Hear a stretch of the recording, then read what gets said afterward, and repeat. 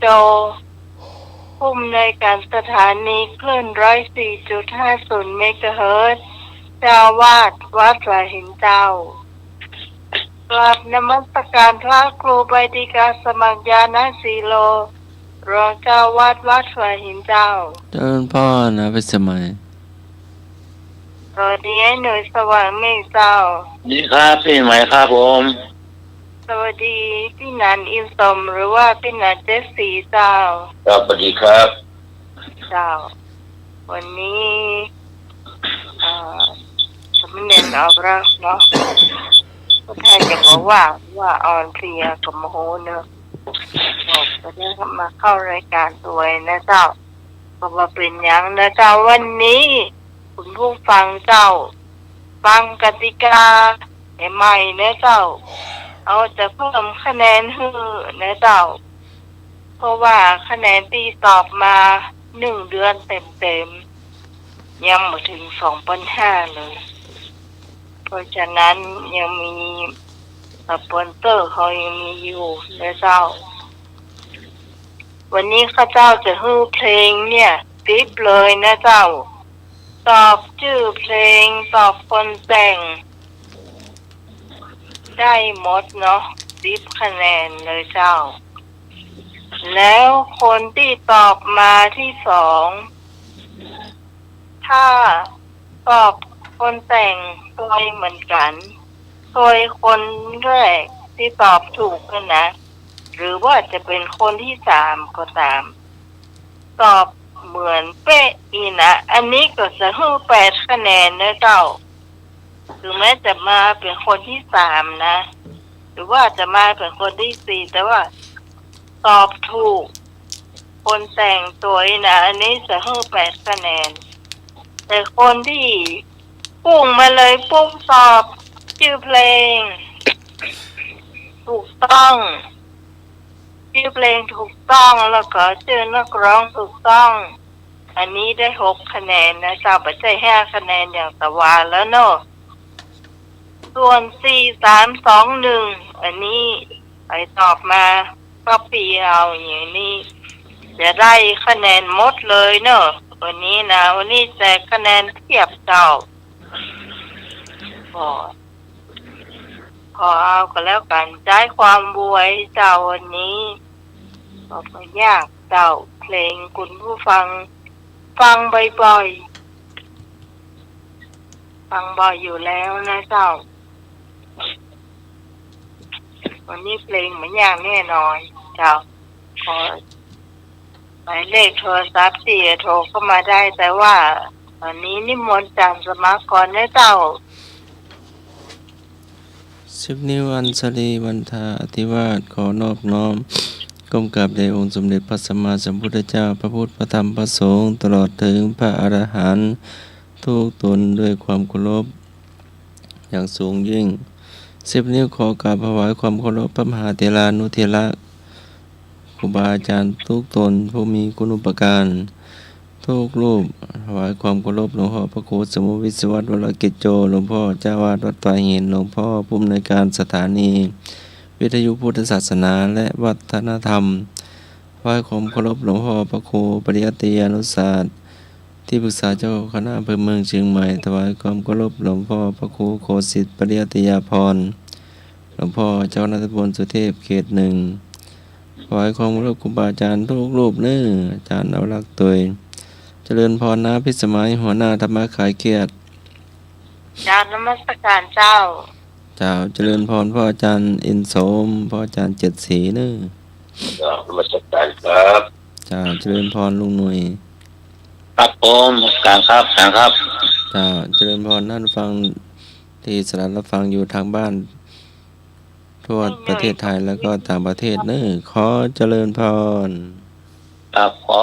นอบน้อมข้าพระเถรานุเถระทุกรูปทุกตนองค์ครับผม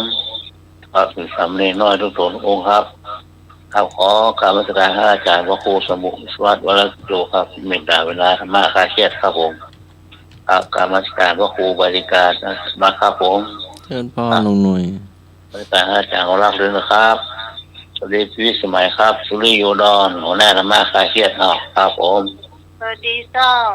สวัสดีพี่นา74พี่นายนิ่งชงนะครับผม สวัสดีครับครับ มาใครแค่ทุกท่านทุกคนครับผมสวัสดีครับครับเดี๋ยวนะครับ กับวัวควายม้าจ้างตายค้างหลังเขา มนุษย์คนเฮาเอาประดับบ้าน ว่างามสวยหรูอวดปู้กล่าวต้านว่าราคางามแปลงนะมนุษย์คนเฮาสุดที่ว่าฮักยังลาออกบ้านหนีไป นิมนต์ทุกพระกับทานปัจจัยสวดก่อนตันใดกลัวภัยมาต้องตัดสายผัวเมียลูกหลานเกี่ยวข้องลากจักโดยกองลุ่มปะทบบอกไป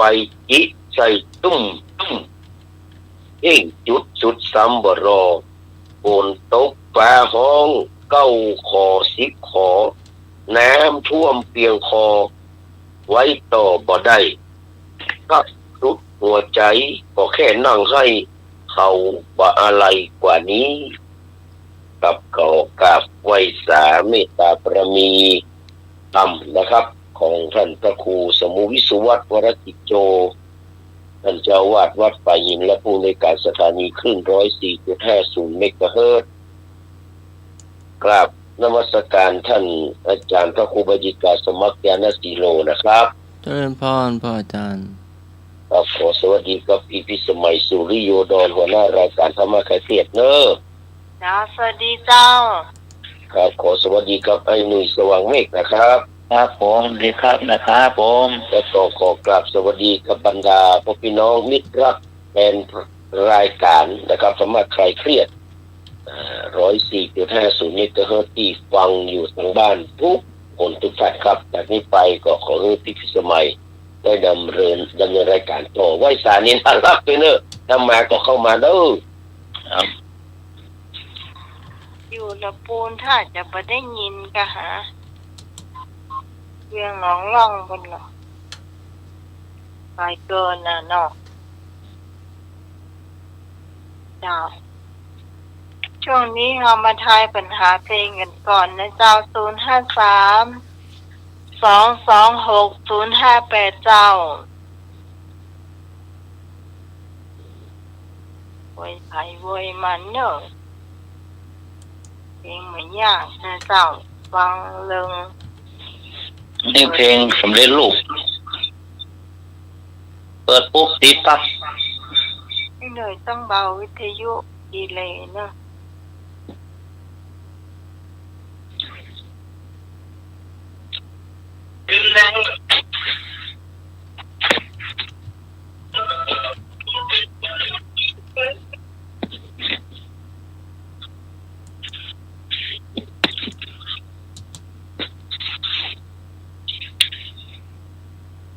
ให้เสร็จ ใจจานสมัคร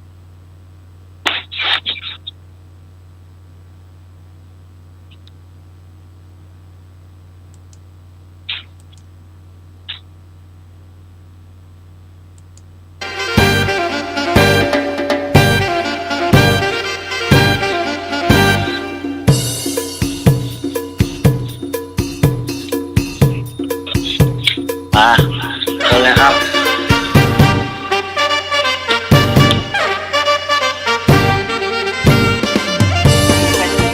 มันใจต้มสมัคร มาสิแล้วมาเป็นแฟนพี่แต่มาแม่มาเร็วๆไวๆเรามารักกันใหม่อย่าเพึ่งรักหัวใจชายว่างขอเจริญชายมานั่งตีลังกา ครับ มาได้มาเสียแล้วมาเป็นไม้เดียวของพี่ก็มา เองก็ มาไล่ลอยวนไปคลองจะหล่นคอชายมาไล่น้ำใจของแฟนไม่หล่นลา เขียนกันเสนอ ก็จริงจะทอดทิ้งลงก็ตาอย่าเพิ่งใจดำเป็นแฟนประจำเถิดควันตา ผู้เห็นอะไรน้ำใจใส่ผู้หญิงร้องผู้แต่งเราผู้ดีละ บ้านไกลเรือนเคียงที่ฟังแต่เสียงชายครวญ ครับ เคยชมชื่อควรที่นามาด่วนตัดสัมพันธ์ มาแล้วพะเยา ไปรักคนอื่นทำไมกัน แมนเนอะ นาวาสวรรค์มารับจอมขวัญแล้วกาได้ ครับ ลืมหนุ่มหน้ามนต์อย่าเพิ่งลืมคนชื่อชาย หนุ่มเมียนายพ่อไม้เมียแน่ชาติจะดีแล้วไม่ต้องทาสีก็ค เป็ ง น แดง คะแนน ค่า เจ้า ตัวไม่แพงเพราะไม่เคยแข่งราเมียที่มีชื่อการก็รู้กันดีเขาไม้ปลาเนียน้องอย่างที่มีบุญน้อย อะไรน้ำใจ มัวร้องเพลงเพลินกูรักเหลือเกินล่มลอย ท้องค่ะเบอ พี่ ร์ ซ้ำ สี่ ดำพลอยสงสารพี่หน่อยนักการดา ลบบุรีรัมย์เจ้า เจ้า ครับพวกอะไรกับรักอีก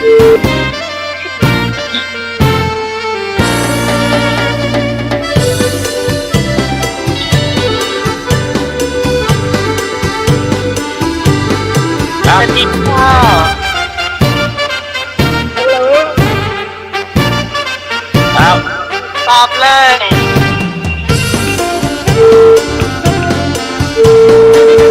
มาสิแล้ว แล้ว มาเป็นแฟนพี่ เจ้า จะมา ต แม่ อบ มา เลยค่ะ เร็วๆไว้ๆเรามารักกันใหม่อย่าเพึ่งระอา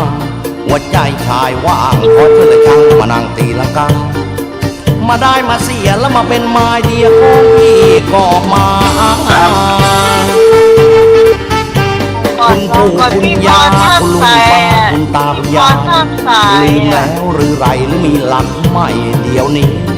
แฟนเพลงที่รักจะเดือดรีบผักไม่ตรีลองมารักอีกสักทีพี่ยังไม่ดีไม่แหกตา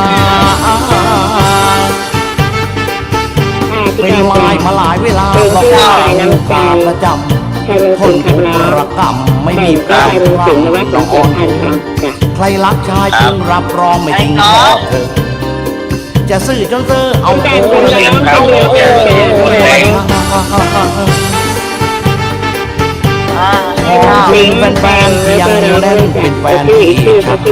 ช่วยเป็นแรงใจสงสารพ่อไม้เอาบุญร้อยทุกที่ปาทาสงสารเธอจะขอบุญ มาเลย ที่ เจ้า รักเอาบุญอย่าให้ขาดเป็นเรื่องสีกามาสีแล้วมาเป็นแฟน มา พี่ ลัย ไม่มี น้ำใจ เจ้า ใจมาสิงเจ้า ยิ่งได้ คน ใจ แต่ง บุญ สม ช่วย ท ทำให้อุ่น ทองเจ้า หัวใจน่าชื่นตะวันตะแฟนสงสารพี่ชายหากดังอีกวันใดรีบหายใจหมายตา คนหลังนี้จะได้กับแฟนนะอ่าอ่ะ รถก็ได้6 เจ้า บินทันอีก นมัสการสวัสดีปีใหม่ครับผมแฟนปันแท้ครับ ก็รวย คำตอบที่ถูกคือมาลัยน้ำใจครับหน่อคุณชายเมืองสิงห์ครับหน่อ อืม คนแต่งก็ชายเมืองสิงห์ครับหน่อครับนมัสการครับ ครับ เอาแล้วเจ้าคะแนนเจ้า10คะแนนอ่ะว่าใจเจ้า ว่าใจเจ้า จ้ามาลัยน้ำใจชายเมืองสิงห์เจ้า เอามาแล้วขอเศร้า เจ้ากันอยู่ เราตื่นเหมือน เพ กัน ราะว่าจะได้กันหมดนะเดี๋ยวก่อนเรียงคะแนนก่อนนะเจ้า อันนี้คำตอบที่ถูกต้องนี่ก็เป็นนั่นถ้ามันสิ่งแต่งเนาะนั่นก็เป็นนั้น ต้องสมองเฉลย หลวงพ่อเอาเล่นเมาส์อยู่ เป็นมาลัยน้ำใจชายเมืองสิงห์เนาะแล้วก็คนแต่งกับใจเมืองสิงห์อ่ะ เอาเนาะเอาในระวันเนาะ เดี๋ยวได้2 คนเท่านั้นก็จะเรียงไปจากคนโทรมาก่อนเนาะก็คงจะแม่นแล้วล่ะเนาะ มาเฉลย หลวงพ่อใช้เมาส์อยู่เนาะ อ๋อ เบอร์นั่น เลยเฉลยก็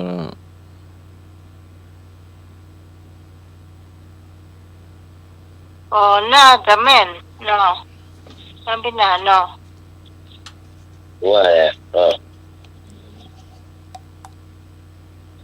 ก็ตอบมาเหมือนกันอยู่ปีก่อน สามเมื่อ ปีสามสายแรกเนาะแล้วก็สามสาย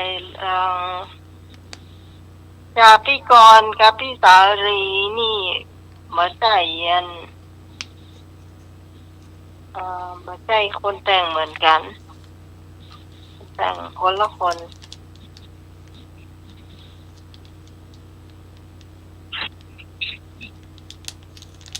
แล้วยังการสมัคร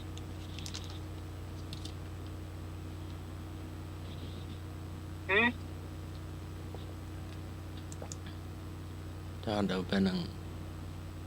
มาลัยน้ำใจค่ะมาลัยน้ำใจขับร้องโดยสายเมืองสิงห์คำร้องคำนองสมเสียนผ่านทองนี่ตะบูตั้งหลังถูกครูเมทีผ่านทองนี่แหละเมทีได้ก็ใช้มือเสียดีกว่านะแม่ละคนเดียวกันคือ10 คะแนนพี่กรณ์เจ้า8 คะแนนพี่สารีเจ้าแล้วก็ย้อนไปถึงคนที่ตอบมาคนแรกเนาะใครอะเอกได้6เจ้าต่อมาเป็นไอ้พงก่อนไอ้พงได้4เจ้าพี่ตอง4แล้วก็3เจ้าแล้วก็จากนั้นเป็นไผ่อะเป็นพันแท้กับตอบถูกแล้วเป็นพันแท้พี่พรเอราวัณเป็นพันแท้มันตอบที่สองอย่างแล้ว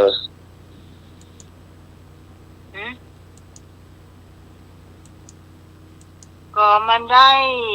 มันจากนั้นมามันก็ได้เดี๋ยวก่อนไอ้โพอย่างก็ไอ้เอกหน่อได้6หน่อไอ้พงได้4เป็นพันแท้เป็นอันดับ3ของการตอบถูกมันก็ได้8เหมือนกันนั่นแหละไม่ได้ไง8ได้คนเดียวเจ้า8ได้คนเดียวนั่นก็เรียงมาเป็น6จาก6ก็เป็น4ตั้ง4 3 2 1นี่จะได้ให้ทุกคนมาทกรอบนะก็จะเป็นไอ้พงเนาะไอ้พงนับไปแล้วนี่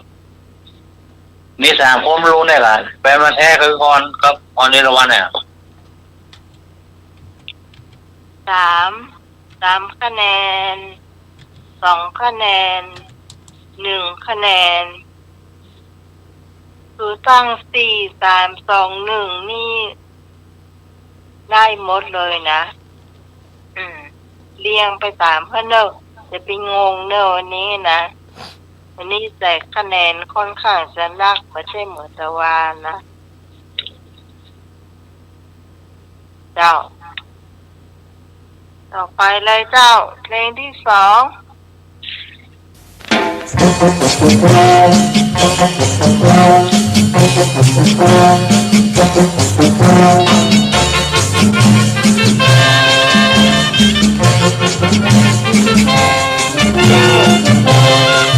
จ้า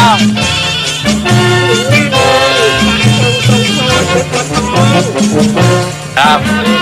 เกินใจไม่ยั้งพอเขาว่าจะมาขอจะแม่เดินหัวรอนี่แหละน้อผู้หญิงหน้าเงินไม่หน้าตาดี ไม่ใช่2 คนแต่ง รักเขามันเป็นสนิมเหลือเกินรักคือเดี๋ยวนี้ก็เกินห่วยเงินโคจนเหลือเกินแล้วเจ้าเงินที่ไหนขอผมมาตามยังไม่ได้คงว่าไม่ได้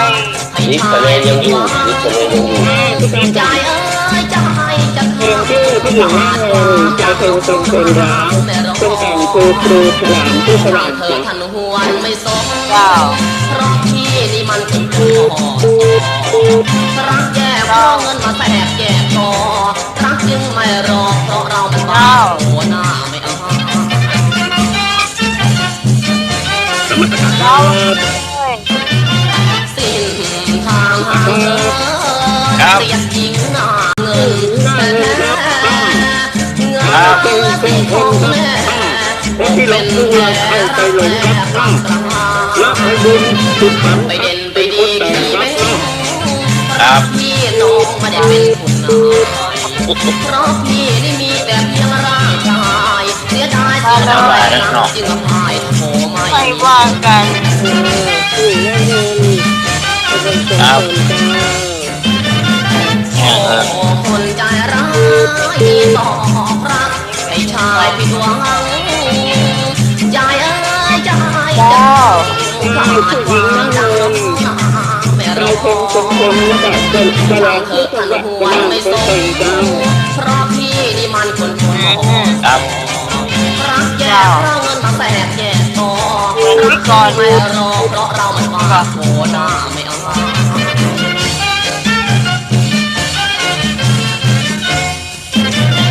สิ้นทางห่างเหินเกลียดหญิงหน้าเงินแท้ๆเงินนั้นตีของแน่อกเป็นแผลรักแปลกลับมา ต้องเข้ามา ไปเด่นไปดีพี่แม่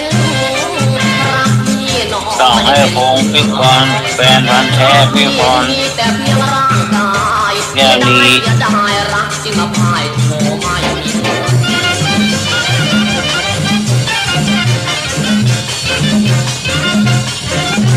เก่งมาเลย มาเลยเฉลย รับไปค่าเอง ผู้หญิงหน้าเงิน ชายธงทรงพล ผู้แต่งคำร้องคำนองครูฉลองผู้สว่าง พี่กรณ์ได้10 คะแนนพี่สาวรีได้8 คะแนนเจ้า6 คะแนนคือพี่ตองเจ้า4 คะแนนคือไอ้พงษ์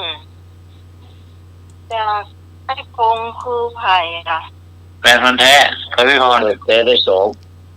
แฟนพันธ์แท้เจ้า ได้สาม เจ้าได้3แล้วก็พี่พรได้2 ครับ ซึ่งบะหมี่นึ่งบะหมี่มีไหมา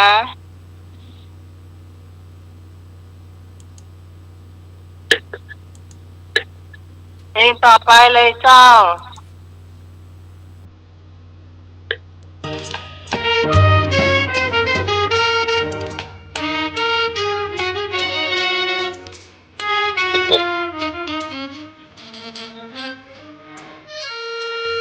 มาตรัสมา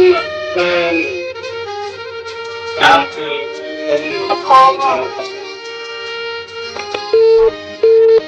องค์มาแล้ว เกี่ยวอะไร สงสัยมีแฟนจะมาเกี่ยวแทน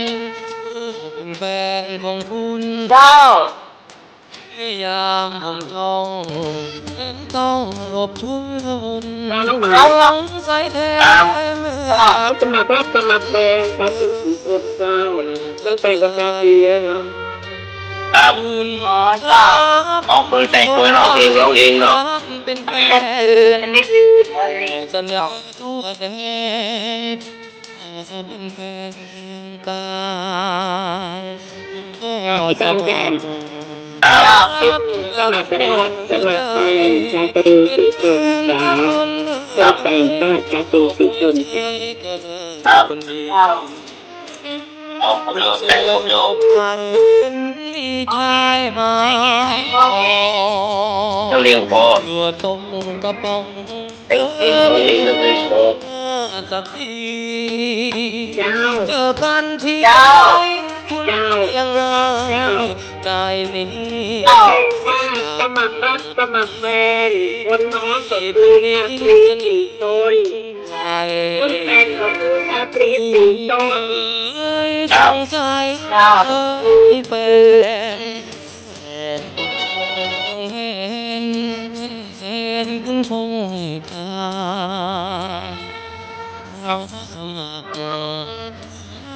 พักดีจนตายขอยอมเป็นข้าตายแค่ใจของคุณ สมัครรักสมัครแฟนคุณก็สีสีกับหน้าวิเชียรคำเจริญครับหน้าครับต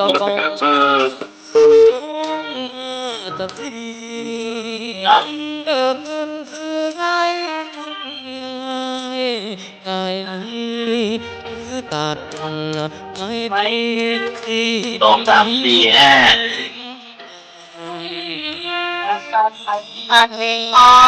สงสัย ต่อมา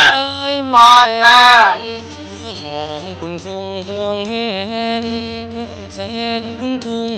ไทย ตะวันก็พรบานเศร้า ทั้ง2 คนเลย จนตาย คนทั้งเหนือคนไป เป็นข้าเพียงกายแค่ใจของคุณ ค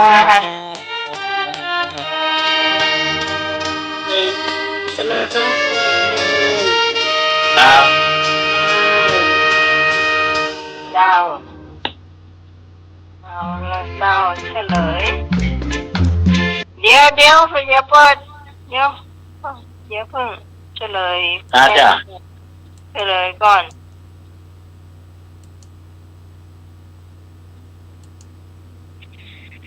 เฉลย สมัครรักสมัครแฟนคำร้องทำนองชาตรีศรีชน พี่สาลีได้10 คะแนนเจ้าพี่กรณ์ได้8เจ้า เรียบเรียงพนงศักดิ์อาพรศิริ แล้วก็ เด็กยังมาต้อง 6 คะแนนเจ้าไอ้พงษ์นะเจ้า4 คะแนนพี่ต่องนะเจ้า3 คะแนนแฟนพันธุ์แท้เนาะ2 คะแนน อีกคน พี่พร พี่ฮะ พี่พร พี่พรเนาะ ครับ เจ้า1 คะแนนหมอมาพี่พรเอราวัณ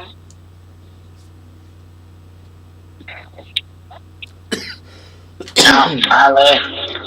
นี่คะแนนจะทิ้งห่างเนอะเพลงนะ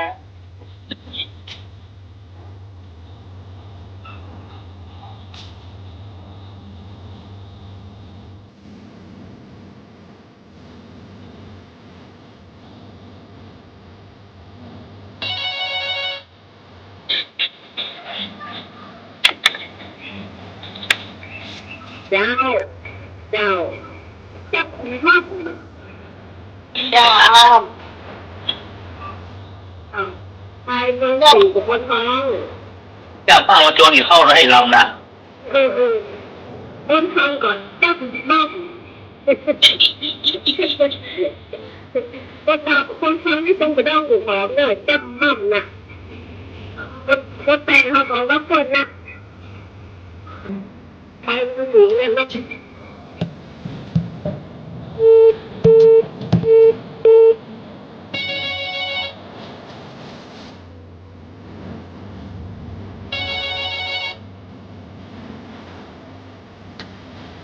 đó sự biến cầm mầm đó tại vì cái chuyện đó anh tiền là tại vì chuyện đeo tại nên đó ở đó tiền đó anh chuyện sự biến cầm mầm tại vì chuyện con đó ta cái tiền là tại vì chuyện các cổ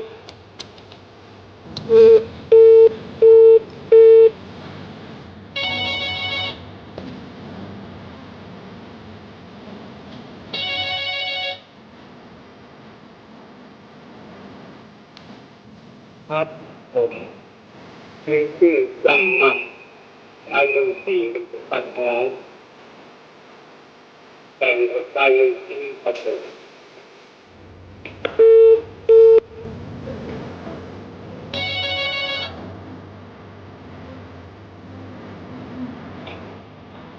จ้าพี่การจ้า เพลงชื่อจำนำแปลเสียงมาดอกร้องคนแต่งคือครูเอื้ออารีจ้ะ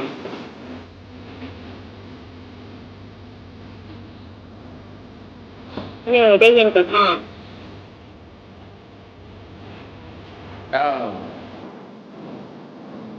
อาจารย์คนแต่งชื่อครูเอื้ออารีจ้ะ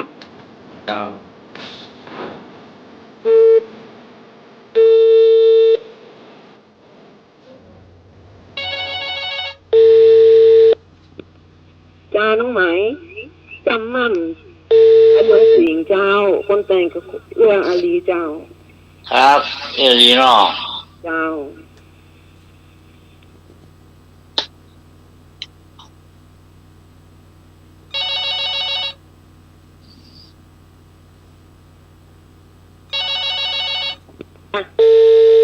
เจ้าจำมั่นชายเมืองสิงเจ้า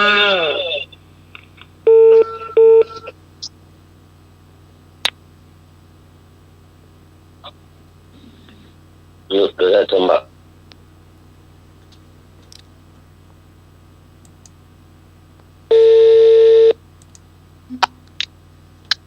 จำมั่นชายเมืองสิงห์เอื้ออารี ครูเอื้ออารีเจ้าแม่นละ ใช้ทุกห้อง อยู่ตอนหลังนี่กับพิกรนี่กับถูกกัน พี่กรณ์กับพี่สารี พี่ก่อนมาก่อนเนาะ ถูกคนแต่งนะ อืม มันร้องมาถึงถูกคนหรอก พี่กรณ์ได้10 คะแนนพี่สารีได้8แล้วตอบมาก่อนเปิ้นคือไผ พี่ต้อง พี่ตองได้6เจ้าแล้วก็เอก ให้เอกได้4 โอ้โห ให้พงษ์ได้3พร พี่พรได้2ครับ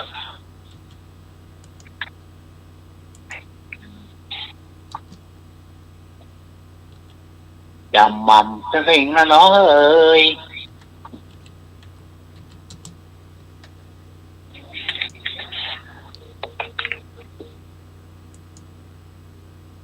ที่สายมันรุดไปเห็นไหมเจ้า ครับยังล่มไปเนาะครับ มาเดินเลยครับ ฟังอยู่ฟังทางวิทยุอยู่ เดี๋ยวปีต่อไปมายัง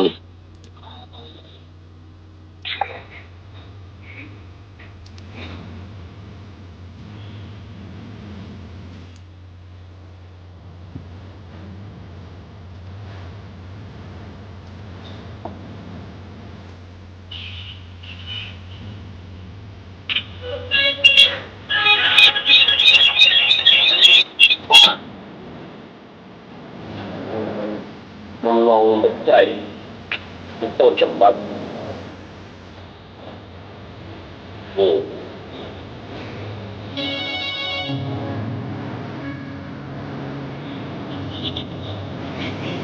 เจ้า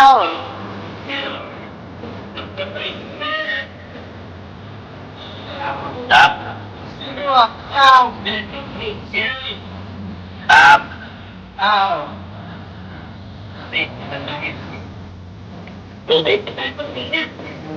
เนาะ แล้วก็เจ้า ครับ แล้วพวก แหล่มาเนาะเรื่องลูกหลาน นี่ผมได้มียาแทน ครับผม เจ้า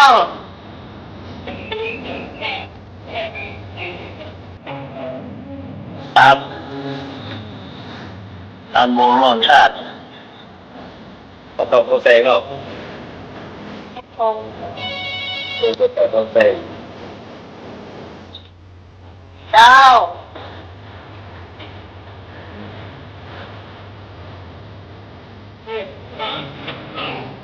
ครับครับ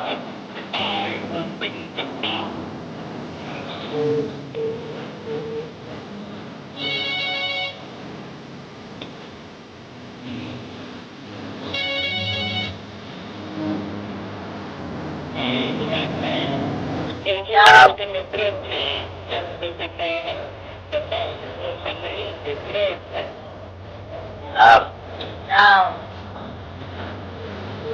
อ่ะ เลยมาครับเนี่ย ครับ ครับ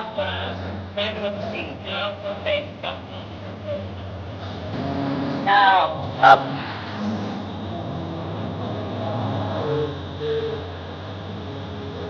เอามา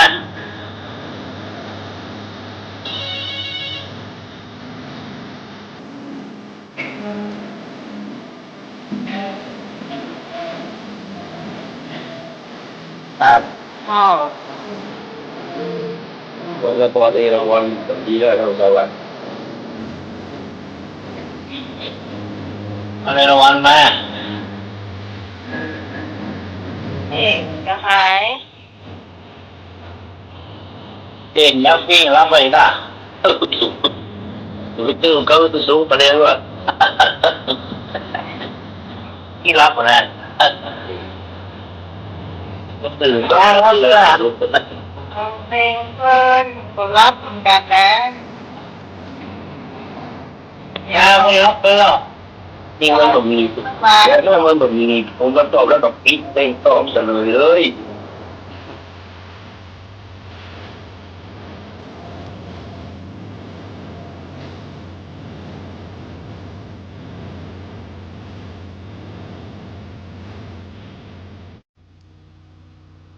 เลย สำลิดลุงโลด ผลงานของสำลิดลุงโลดทำบุญร่วมชาติ ผู้ร้องชายเมืองสิงห์สมเสียรพานทอง ก็ปีก่อนได้10 คะแนนพี่สาลีได้8แต่ปีตองมาก่อนเนาะ ครับ ปีตองได้6เจ้า แล้วก็ ตะโพงถูก ได้พงเนาะ4 เป็นประเทศ3 แพ้ เป็น 3 วันแค่สาม ปี สองไม่มี สอง ตอนในรางวัลเลยความปลาเศร้า คน2 สอง 1ไม่มี 1ไม่มีวันนี้ผ่านไปได้1เลยนะ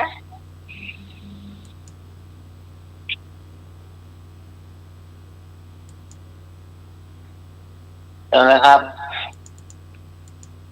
จบไปแล้ว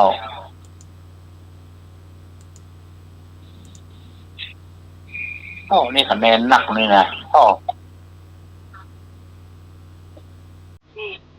43 นาทีผ่านไป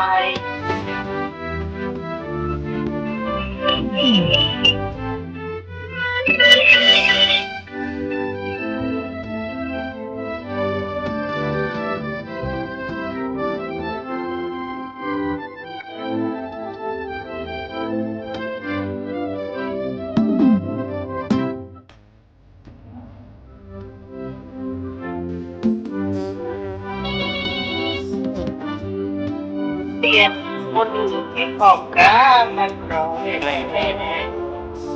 ครับ แม่ยอดใจหนี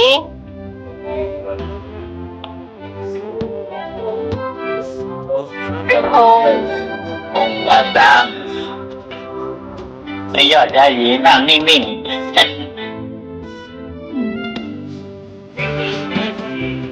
โอ้โห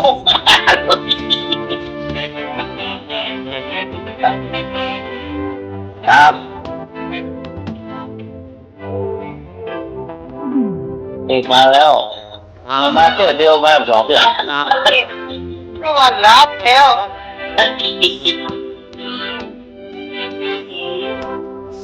ครับ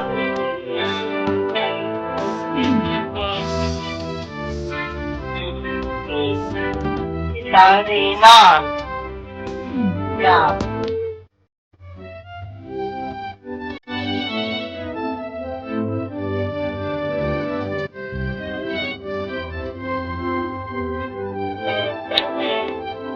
เจ้า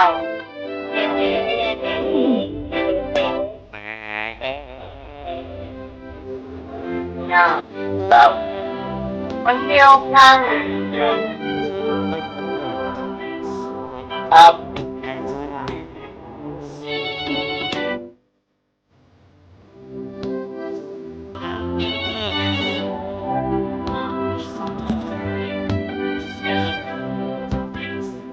ครับไม่โดนเยอะครับ ยังหมด ครับ ยัง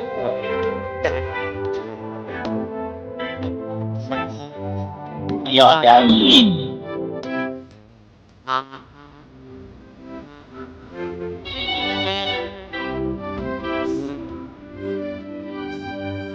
ยัง ครับ ยังเหมือนคนให้รับพี่พร นะครับเปิดสุดมานี่นะ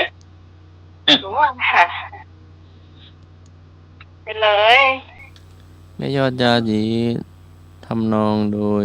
สมเสียรพานทอง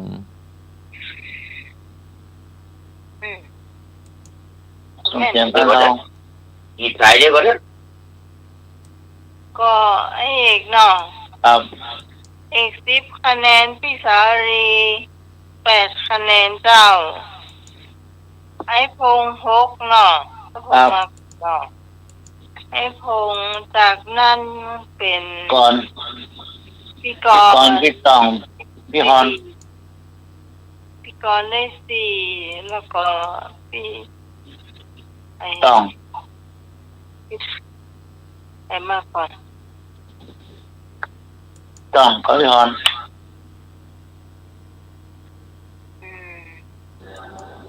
เราคงงงนะไอ้หน่วยจำนะ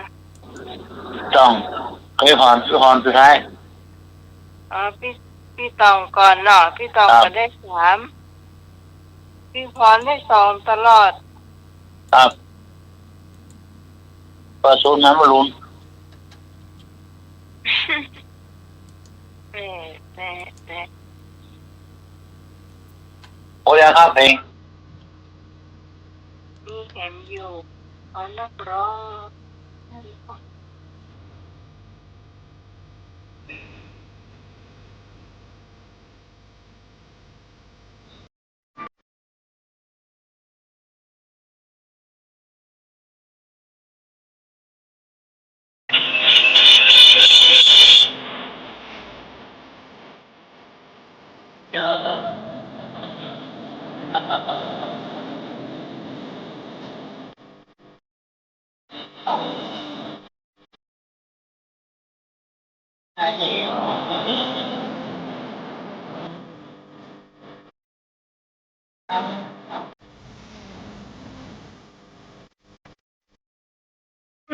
สมัย เจ้าไปต่อ สมัยการเมืองเป็นแป้ง ครับก็บางงานแค่พี่เนาะ แป๊บ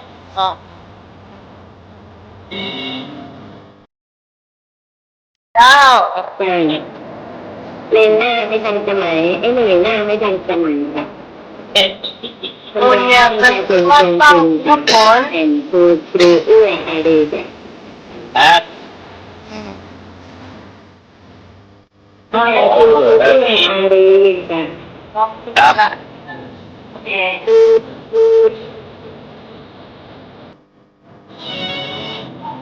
ตามมาเจ้า ครับ เพื่ออารีกันฮะคนแต่งไม่ถูกต้อง ครับครับตามรัฐสมัยเนาะ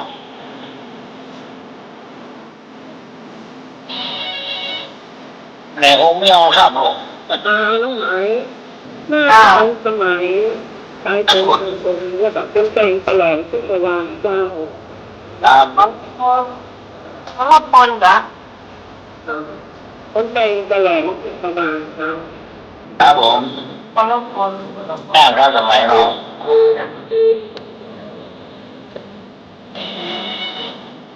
ก็ต่อคน เจ้า ถ้าไม่ทันสมัยแต่ตรงคนรอบเป็นสอนสว่างนะครับ เอ้าต้นเอาอะไรมากใจจะบอกเจ้ามา ก็ไปที่ก่อนนะผิดเด้อที่ก่อนตัดถูกเด้อที่ก่อนดังเราก็ได้ เพลงนี้2516เลยเพลงนี้นะ เออ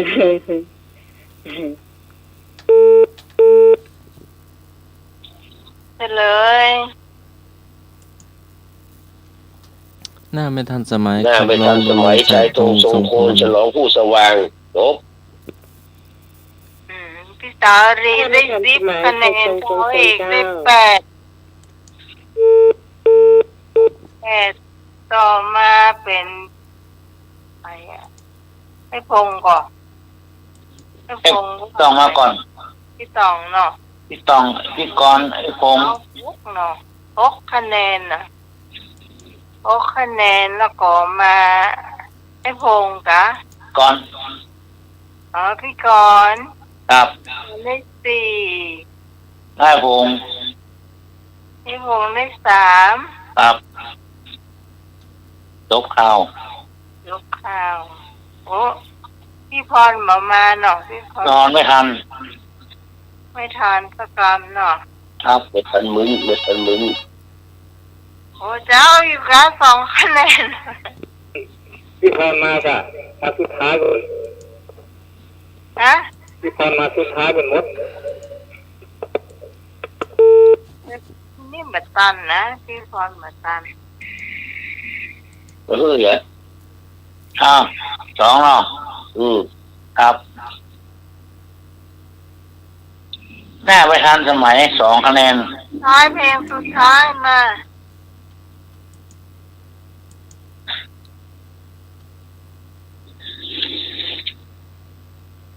ของชาลี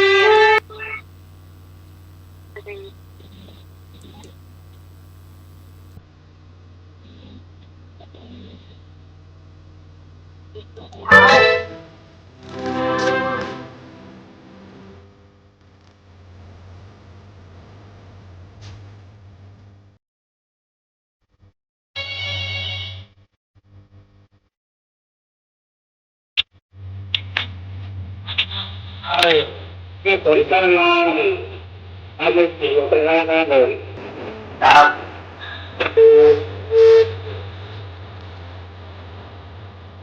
แม่คนตางอนเนี่ย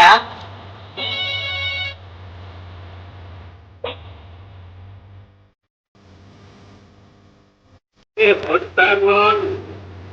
เอาไปสี่ล้านเดินบันดาลแต่งเลย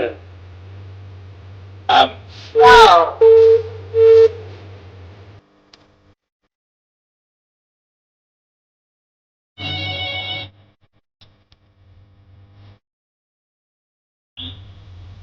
ครับผม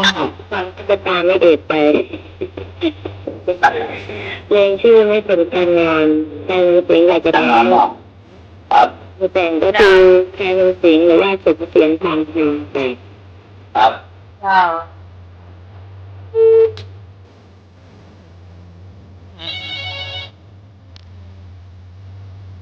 เราตางอนเรากันเราต้องแต่งกันต้องแต่งอะไรแต่งเรา เจ้า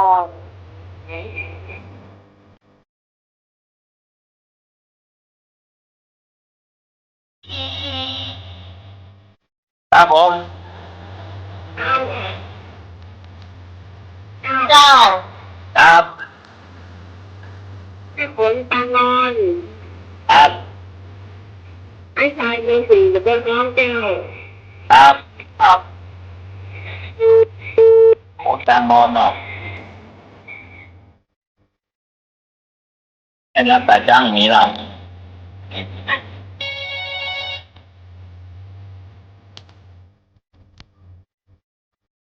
แล้วผลจะว่าเพลงสิ่งเจ้า ครับ เจ้า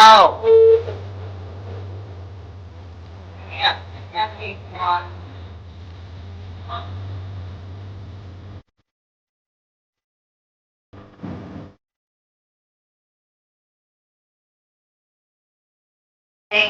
ต้นปืนต้นปืน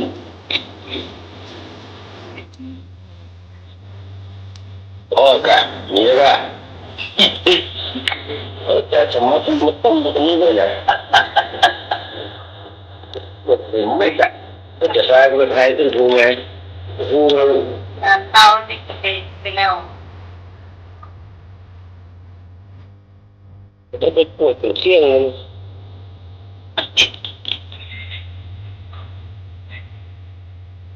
สองคนแรกก็ปิดได้แล้วอ่ะ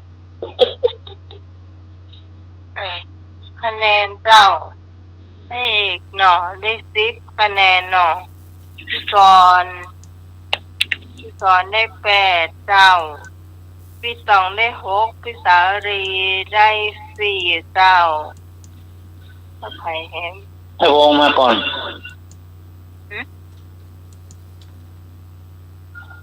ไอ้มาก่อน ให้วง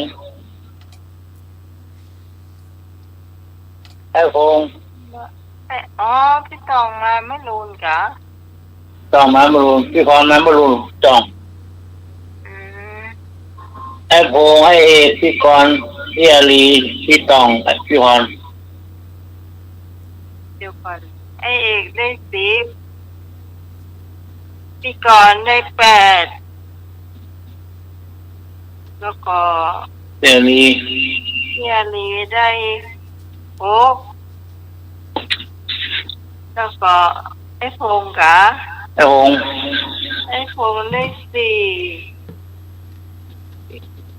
พี่ตองได้3พี่พรได้2ครับ ยกแล้วเนอะ จบเพลงหมดจบแล้วนะครับ หมดแล้วเนอะวันนี้แจกคะแนนนักนะวันนี้นะ เพราะว่าให้มันถึง3,000น่าจะขึ้นละนี่ขึ้นแน่นอนแจกคะแนนขนาดนักอะเจ้าต่อไปเดินพี่นานเจ้าอินสมเจ้า ครับก่อนที่จะเข้าสู่ปัญหาเนาะวันนี้เราก็ได้สูญเสียศิลปินที่มีชื่อเสียงคือคุณประหลัดศรีชลาชัยหรือว่าคุณตั้มถ้าเอ่ยชื่อยิ่งมีใครรู้จักเนาะครับถ้าบอกว่าฉลำเทพชัยตอนนี้ระวังเรื่องหนุ่ยเนอะลูกดาวคราวเดียวนี่นะครับแล้วก็จ้างให้เข้าห้องน้ำต้องระมัดระวังเนอะคุณฉลำเทพชัยนี่อายุ72 ปีเพิ่นก็แต่ก่อนเพิ่นป่วยแต่เพิ่นหายแล้วนะครับแล้ววันนี้แม่เจ้าไปเข้าห้องน้ำพันเลือดหัวถ้าจะฟาดเนาะครับแกมรณภาพไปเลยเนี่ยดูเดียวเนี่ย72 ปีอ่ะครับเกิดวันที่9 พฤษภาคม 2496อำเภอเดชอุดมจังหวัดอุบลราชธานีเข้าสู่วงการเพลงเมื่อ 2515คนที่ตั้งชื่อฉลามเทพชัยนี่คือสุรชัยดิโลกวิราชครับเพิ่นบอกว่าชลินก็มีละแต่น่าจะชื่อฉลามว่ะสุเทพวงศ์คำแหงก็เลยเสริมว่าแล้วกรุงเทพก็ใช้กันแล้วกันฉลามเทพชัยเนี่ยครับน้อร้องเพลงดีมากเลยครับน้อ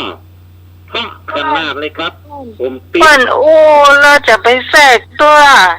เดี๋ยวก่อนตาเจ้า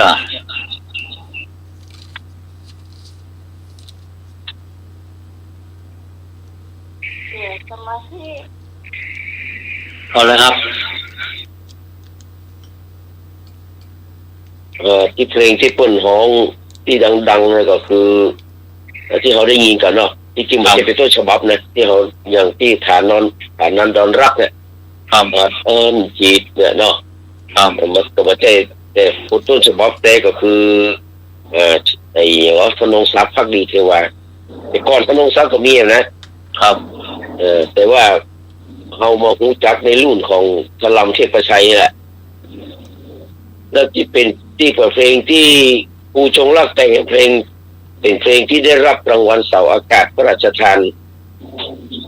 สาวการทองคำพระราชทานปี2519รักเหมือนเหล็กไหลแล้วจากนั้นก็จะเป็นเพลงรุ่นท้ายๆของเพื่อนก็คือหนึ่งใจสองรักที่ฮ้องแก้กับหนึ่งหญิงสองชายครับนั่นก็ดังแล้วนั่นเป็นที่เพื่อนของแท้แล้วนะก็คือก็แสดงความเสียใจด้วยเนาะนะครับทางด้านกับคุณครอบครัวของคุณฉลามเชษประชัยเมียเพื่อนนี่ชื่อเทวีโครงครานแม่ยายเพื่อนนี่อย่างก็งานกูโครงครานกันแต่ว่ามีคนมาเคยไปขอซื้อตัวฉลามเทพชัยโดนแม่ยายมันด่าหัวแต่ก่อนซื้ออยากจะได้ฉลามเทพชัยไปเป็นสามีออกข่าวดังเลยแต่ก่อนแม่ยายมันด่าหัวเราแล้วก็น้องของพวกน้องของเป็นน้องน้องเมียพวกก็คือเนี่ยคุณทวีนันท์คงคารน้องโอจะโอที่อ่านข่าวช่อง5เป็นนักร้องตัวก่อนครับอันนั้นก็เป็นว่าเป็นน้องเมียเนาะครับที่อยู่ช่อง5โอ้น่าเสียดายเนาะคนเฮานี่ระวังเลิกเข้าห้องน้ำห้องท่านะครับต้องระมัดระวังอายุ72 ปีเพิ่งติ๊กมาของเพลงได้นะบางคนก็สบายแต่หายไปละมาเจ้านี่ไปเลิกห้องน้ำเรียบร้อยมันได้สักอย่างเลิกนะบ่ได้มันเลิกเพราะคนจะไปป้ายเนาะครับต่อไปเรามาเริ่มคำถามเลยเริ่มคำถามว่าสัตตมวานข้อนี้10 คะแนนเนอะสัตตมวานคือกี่วันสัตตมวานคือกี่วันสัตตะนะฟังนี้เนอะสัตตมวานคือกี่วันก5 วันขอ7 วันงอคอ15 วันงอ100 วันสัตตมวานคือกี่วัน5 7 15 10010 คะแนนอันนี้ที่หูเจ้าตอบได้เลยมาตรการครับการตอบสุดท้ายคือ5 วันครับนอครับนมัสการครับว่ายาไผ่แดงจ้าพี่กรณ์พี่กรณ์เอา7 วันข้อขอไข่จ้ะ7 วัน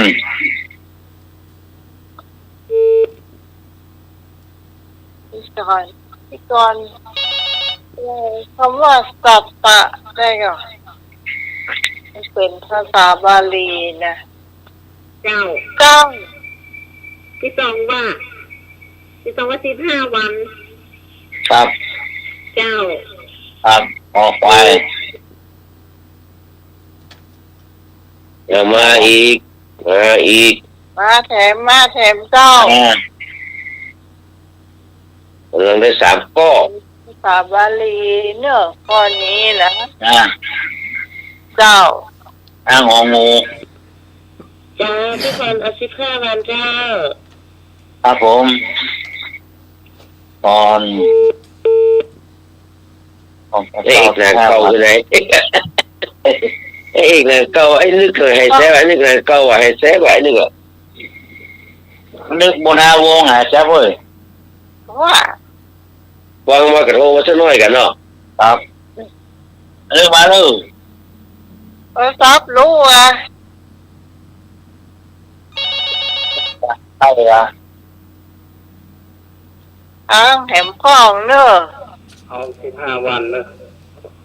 5 วันเนาะครับ15 วัน5 วันเนาะ15 15เนาะครับองค์ป่าช้าง15 วัน100 วันไม่เอาเนี่ยยังเหลือข้องอยู่เนอะครับมาเจอแล้วครับเจ้าเอา7 วันเจ้า7 วันเนาะครับผมพี่เหรอลีเจ้า7 วัน แสดงว่ายังมาเข้าใจบาลี เฉลยแล้วแม่มก็เฉลยเลยมาเอาให้โอกาส นิว ครับ ฮัลโหล ครับ อ้าวอุ้ยพรมาวิทยุกะ ครับ อ้าวตอบเลย มันตึกโหลได้โหลได้ปื้อแซ่บเลย อุ้ย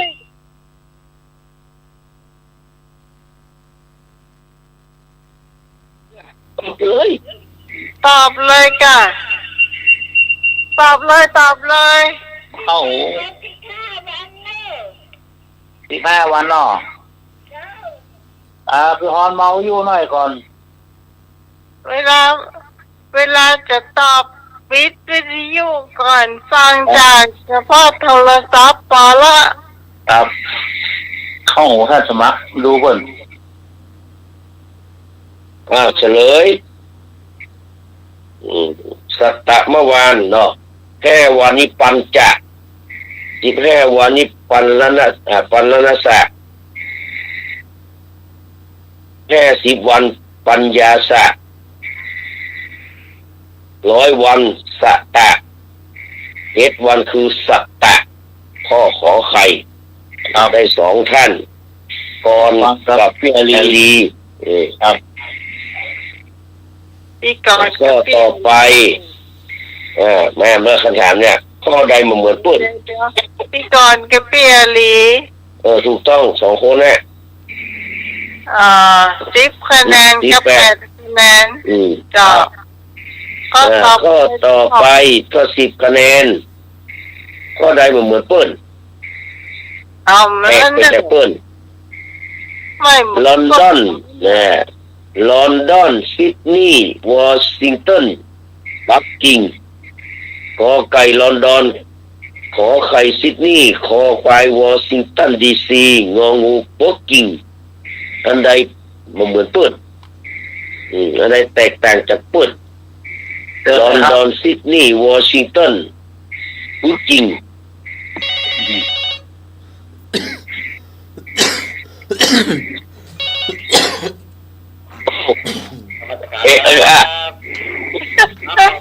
คือวอชิงตันดีซีครับ นึกว่า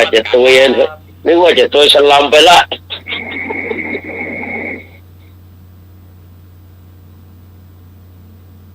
แม่อันไหนแตกต่างจากปุ้นลองไล่ดูละลอนดอนซิดนีย์วอชิงตันปักกิ่งเนี่ยมันอย่างไรกันอ่ะ พี่กรณ์ไม่รู้อ่ะพี่กรณ์เอาปักกิ่งเข้ามางูจ้ะ ครับปักกิ่งเนาะ ปักกิ่งนี่มันออกตาก่อนออกไปก่อน วอชิงตัน วอชิงตัน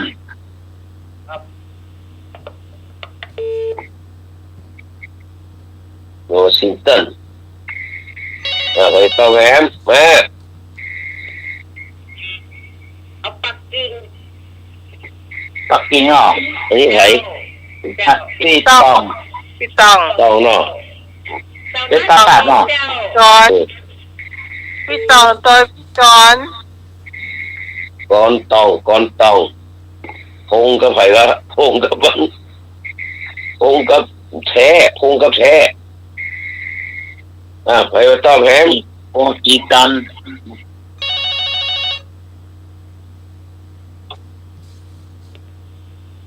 มีคะแนนเยอะเลย เยอะเลย ครับ เนาะ 9 ต้องปะ ฮะ มี2 ต้องปะ มีลอนดอนซิดนีย์วอชิงตันปักกิ่งอันใดแตกต่างไปจากเพื่อนมันเป็นหมู่เดียวกันอ่ะมันออกจากเพื่อนไปอ่ะมันไม่ใช่เพื่อนเนี่ยวันนี้น่ะเหมือนกูเลย นี่อะไรเรีย เปลี่ยนเรืออย่างครับ เอาปักกิ่ง ปักกิ่งอ่ะ ปักกิ่งเนาะ จ ครับเลยเอกรับได้อีกอะรับไปก้วข้อได้อีกอะไอ้เอกมาล่ำ ก็อันเลยกับไอ้ลอนดอนซิดนีย์วอชิงตันนี่เป็นพวกทั้งยุโรปก็แต่งพวกเราเป็นฝรั่งไงมึงเนี่ยว่าปักกิ่งนี่มันเจ๊กเหรอเนี่ยตอนนั้นอย่างวะที่ว่าอย่างว่าแกเนี่ยมาตันหูเหลืองเลยก็อันนี้สำเหลือไม่พอนี่เอราวัณกันแหละวางตึกอะมาไม่มันยังหูเหลืองเลยอะ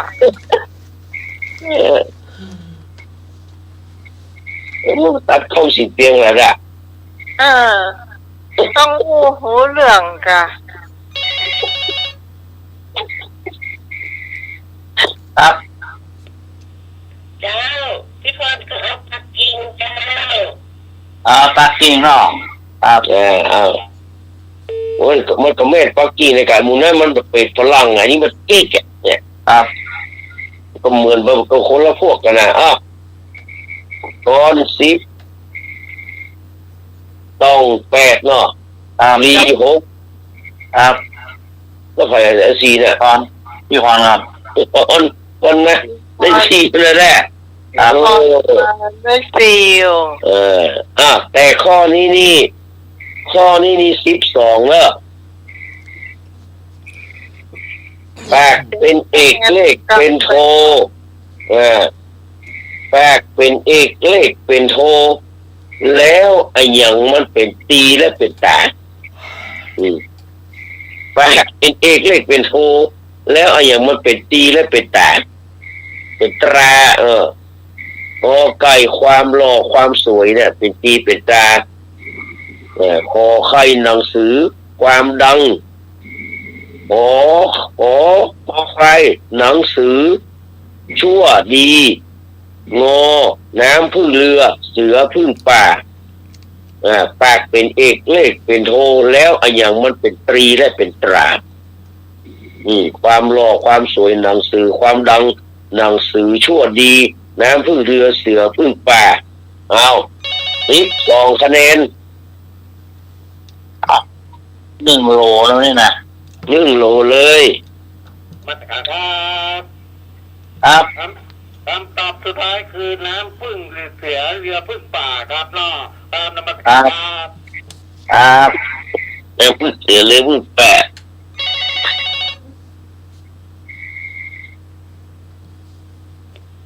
ตกเป็นน้ำตายตี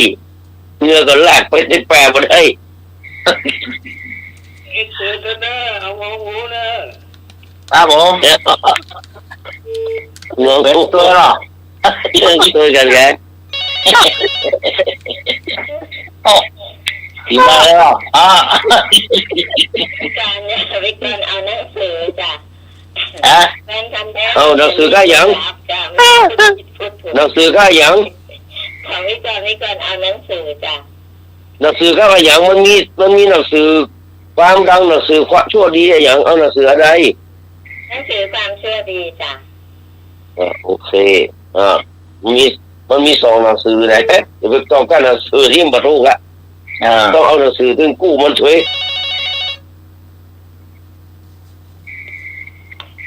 เอาอย่างนี้ฮะเอาละเอามาป้อเลยบ่ความชั่วดีเนาะเอาหนังสือความชั่วดีนะครับโอเคข้อควายเนาะตอนกระพงเลยเนาะนี่ตอนกระพงเนาะไม่จะไม่แหมมี12 คะแนนกันนะเจ้าพี่ขอเอาหนังสือกับความชั่วดีเจ้า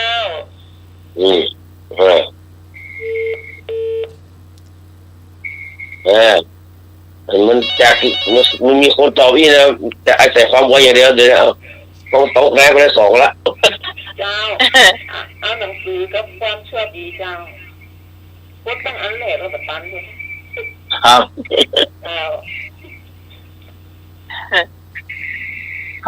เปิงแจงงูนี่นะ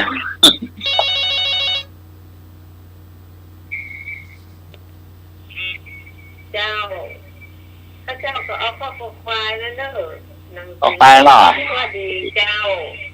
ครับเนี่ย เจ้า คอนเอราวัณคนเดียวแต่แม่กันแหละ ตอนมาตอนในละวันมา ตอนนี้ว่าจะเอากับแม่ก็แม่ก็ตอบเลยมันต้องอัลโหลมันต้องโตยังล้มเหลือกิโลแล้วเนี่ย แค่ว่าตัวเป็นประเทศล่ะ อ้าวเฉลยเนี่ยปากเป็นเอกเลขเป็นโทโบราณว่าเนาะก็หนังสือเป็นตรีชั่วดีเป็นตรา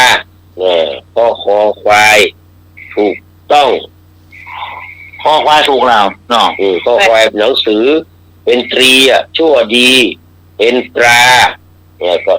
ทำชั่วก็ดีแล้วมันเป็นตาเขาว่ามันเป็นหน้าเป็นตาเขาเลยอะเนาะ ครับ แต่ประทับเขาไว้ว่าเขาชั่วหรือว่าเขาดีต่อเนื่องเนอะ สอง ต่อเนื่องเหมือนกัน คือไผ่เดียวกันคะแนนไปตอบมา พี่กรณ์เลยอะพี่กรณ์มาก่อนนะกรณ์พงษ์ ก่อน12ให้ พงษ์ พงษ์ซิม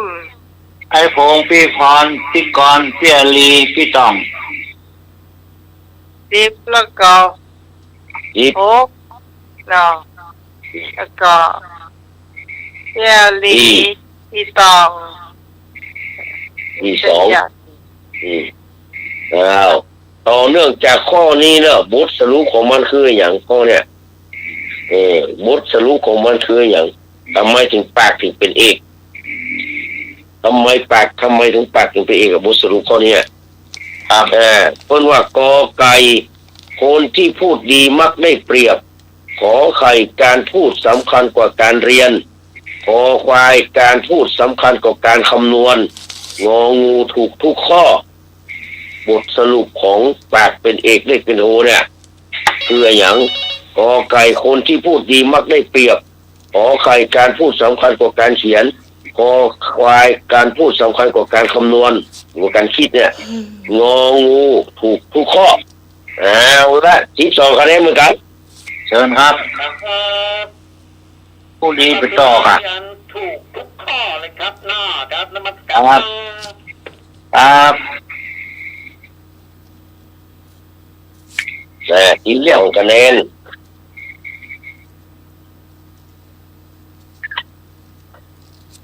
12คะแนนเนอะฟังคำถามดีๆแล้วเข้าตอบ พี่พรเกิดเอาข้ององูเจ้าถูกทุกข้อเจ้า ครับ บทสรุปเนอะบทสรุปเนอะบทสรุปเนอะ น้ำตาลใกล้หมด ถ้าเธอข้าเจ้าตอบข้าเจ้าจะมาตอบข้อนี้บอกสื่อ ครับ พี่นานทวนคำถามไปก่อนอีกทีหนึ่งก่อนแต่คำถาม บทสรุปของเขาว่าปากเป็นเอกเลขเป็นโทเนี่ยนั่นคือเป็นดีชั่วดีเป็นตาเนี่ยมันคืออะไรอย่างขอไก่คนที่พูดดีมักได้เปรียบขอไข่การพูดสำคัญกว่าการเขียนขอควายการพูดสำคัญกว่าการคำนวณหรือว่าการคิดเนาะงองูถูกทุกข้อ พี่กรณ์เอาข้อกอไก่จ้า ครับกอไก่ จ้า พูดดี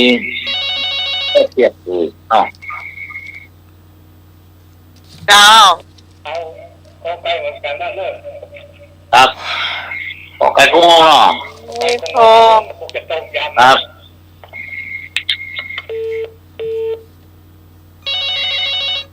ผู้ดีและขายหัวเนาะ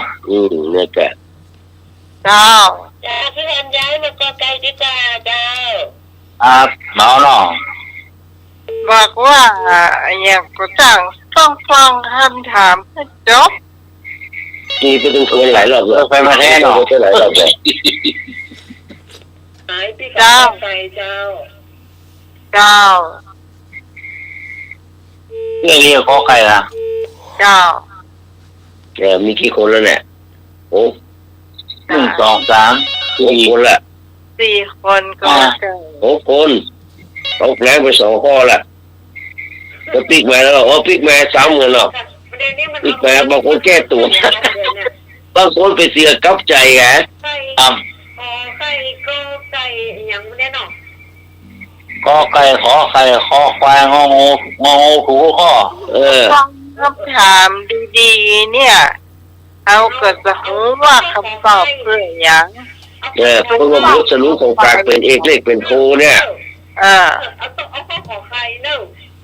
ขอไข่นอกครับ เขาเฉลยกันเนาะเฉลยแล้วก็มีคนถูกแล้วมันมีคนถูกแล้วแหละ คือมันบุเป็นเอกพูดถึงว่าปากมันเป็นเอกก็แสดงว่าปากมันสำคัญที่สุดแต่ไม่ใช่ว่าการอู้จะสำคัญกว่าการเขียนมันไม่ได้สำคัญกว่ามันอันนี้มันก็สรุปว่าการอู้จะสำคัญกว่าการพูดกับใจเพราะฉะนั้นการอู้เนี่ยการอู้ดีมันจึงได้เปรียบเนาะถึงบางพูดดีมีสีสักมีคนรักรสถ้อยอร่อยจิตถึงพูดชั่วตัวตายทำลายมิตรจะถูกผิดในมนุษย์ก็พูดจาเรียกคนว่าปากเป็นเอกก็คือคนที่อู้ดีมักจะได้เปรียบเนาะเอาตัวรอดจะดีจะชั่วมันอู้ดีไว้ก่อนมันจะเอาตัวรอดไว้ก่อนละเอาสรุปคะแนนเนี่ยเราต่อไปเลยก็ต่อไปก็อู้ถูกพี่กรณ์ จอนแล้วก็ไอ้คงโดยมา ตอนนี้มา12คะแนนเนอะ ไอ้คงโดยมาแล้วก็ ตอนแรกผมพี่พรเชื่อลี แล้วก็พี่สาวรีเจ้าสี่คน ตกแล้วเนาะข้อนี้ข้อพิเศษเลย3คะแนนเลยข้อเนี่ยครับ ก็คะแนน 3คะแนนเลยนะข้อนี้นะ ดีๆเนอะแล้วก็จอบ ถามว่าไอ้จอยไม้ทองคำหรือว่าไอ้รวมมิตรองค์ชาตรีเนี่ยไอ้แชมป์อะไรอย่างนั้นไอ้ชิงแชมป์สวรรค์ของมันนะอันคนแรกเนี่ยมันเป็นลูกไผ่ ไอ้จอยไม้ทองคำเนี่ยมันเป็นลูกไผ่มันเป็นลูกสมปองใช่ไหมมันกระป๋องไปคืนก็ไม่ได้นะบอกเกี่ยวนะมันเป็นลูกไผ่กอไก่สอควายพนมนพพรขอไข่พนมนพพรคอควายสนสีคีรีพันธ์งองูวิไลพนมไอ้จอยไม้ทองคำเป็นลูกไผ่มันเป็นโคสุพรรณบุรีแล้วมันเป็นลูกไผ่วันนี้สอนคีรีศรีประจวบพนมนพพรสอนศรีคีรีพันธ์วิไลพนม3คะแนนเนอะจอยเป็นลูกไผ่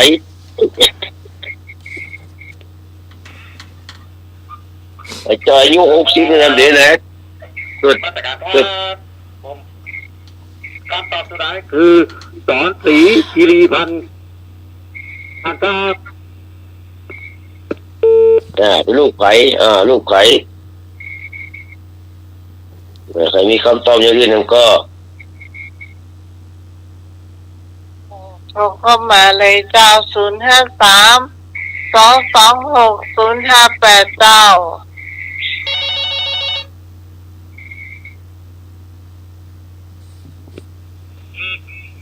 เจ้า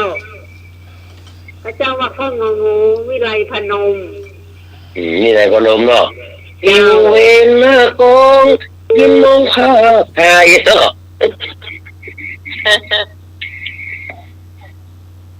พี่ต้อง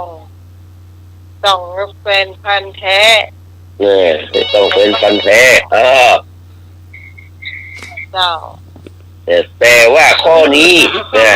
จงอย่าข้อนี้จงอย่าจำอดีตคนที่ตอบเนอะเราหันว่าเป็นอดีตเนี่ยมันจะไปอู้อดีตเลยเอาปัจจุบันนี้โดยเฉพาะแฟนพันธุ์แท้เนี่ยจะไปเอาอดีตมันเอาที่ปัจจุบันมาเดี๋ยวนี้อันนี้มันนักไม่อยากให้ไปขว้างเนี่ยนี่อู้เป็นนายเนี่ยแล้วนะเนี่ยอู้เป็นนายเนี่ยแล้วนะ คนที่ตัวแฟนพันธุ์แท้กับตาย มาตรการการ จะไปตัวอดีตมันเนอะเอาปัจจุบันของมันนี้ อันก็เอาพนมนพพรครับหน้าที่คนร้องเอาอย่างน่ะครับหน้า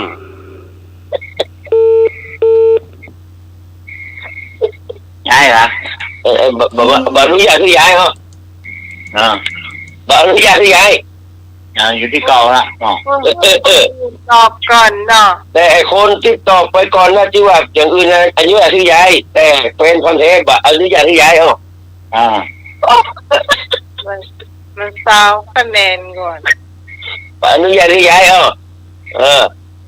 แต่คนอื่นที่ไปตอบคนอื่นไปแล้วอนุญาตที่ย้ายอยู่แต่เป็นคอนเทนต์เขาบอกด้วยที่ย้าย พี่กรณ์ก็ไม่รู้พี่กรณ์ก็เอาวิไลพนมจ้ะ ที่ไปเล่นตลกมาได้กินละ ไม่รู้เหมือนกัน น่าออกปัญหาเขาออกปัญหาทุกอย่างนี้มันยังนี่อยู่ เฮ้ยสายพิสารี มันก็เขาบอกอนุญาตที่อันเดี๋ยวก็เป็นคอนเทนต์แง่อย่างอ่ะ มีตัง ตัวเป็นคอนเทนต์อย่าง ยังข้ออย่างนี้นะเอาวิไลพนมไป แต่ถ้าเขาพูดว่าไปประเทศตอกสอนสีคิริพันธ์อ่ะแต่เขาบอกอนุญาตที่มันขอไปเปลี่ยนเป็นวิไลพนมและเขาบอกมันเปลี่ยนนะสายพิสารีกระจายมา ก็คำนั้นมันจะเปลี่ยนยังบอกเปลี่ยนนะก็ บอกเลยเป็นตัวเลย กับตัวแฟนพันธุ์แท้เลย ตัวแฟนมาแท้หรอ จ้า เองยังตัวเองคือบอกอ่ะ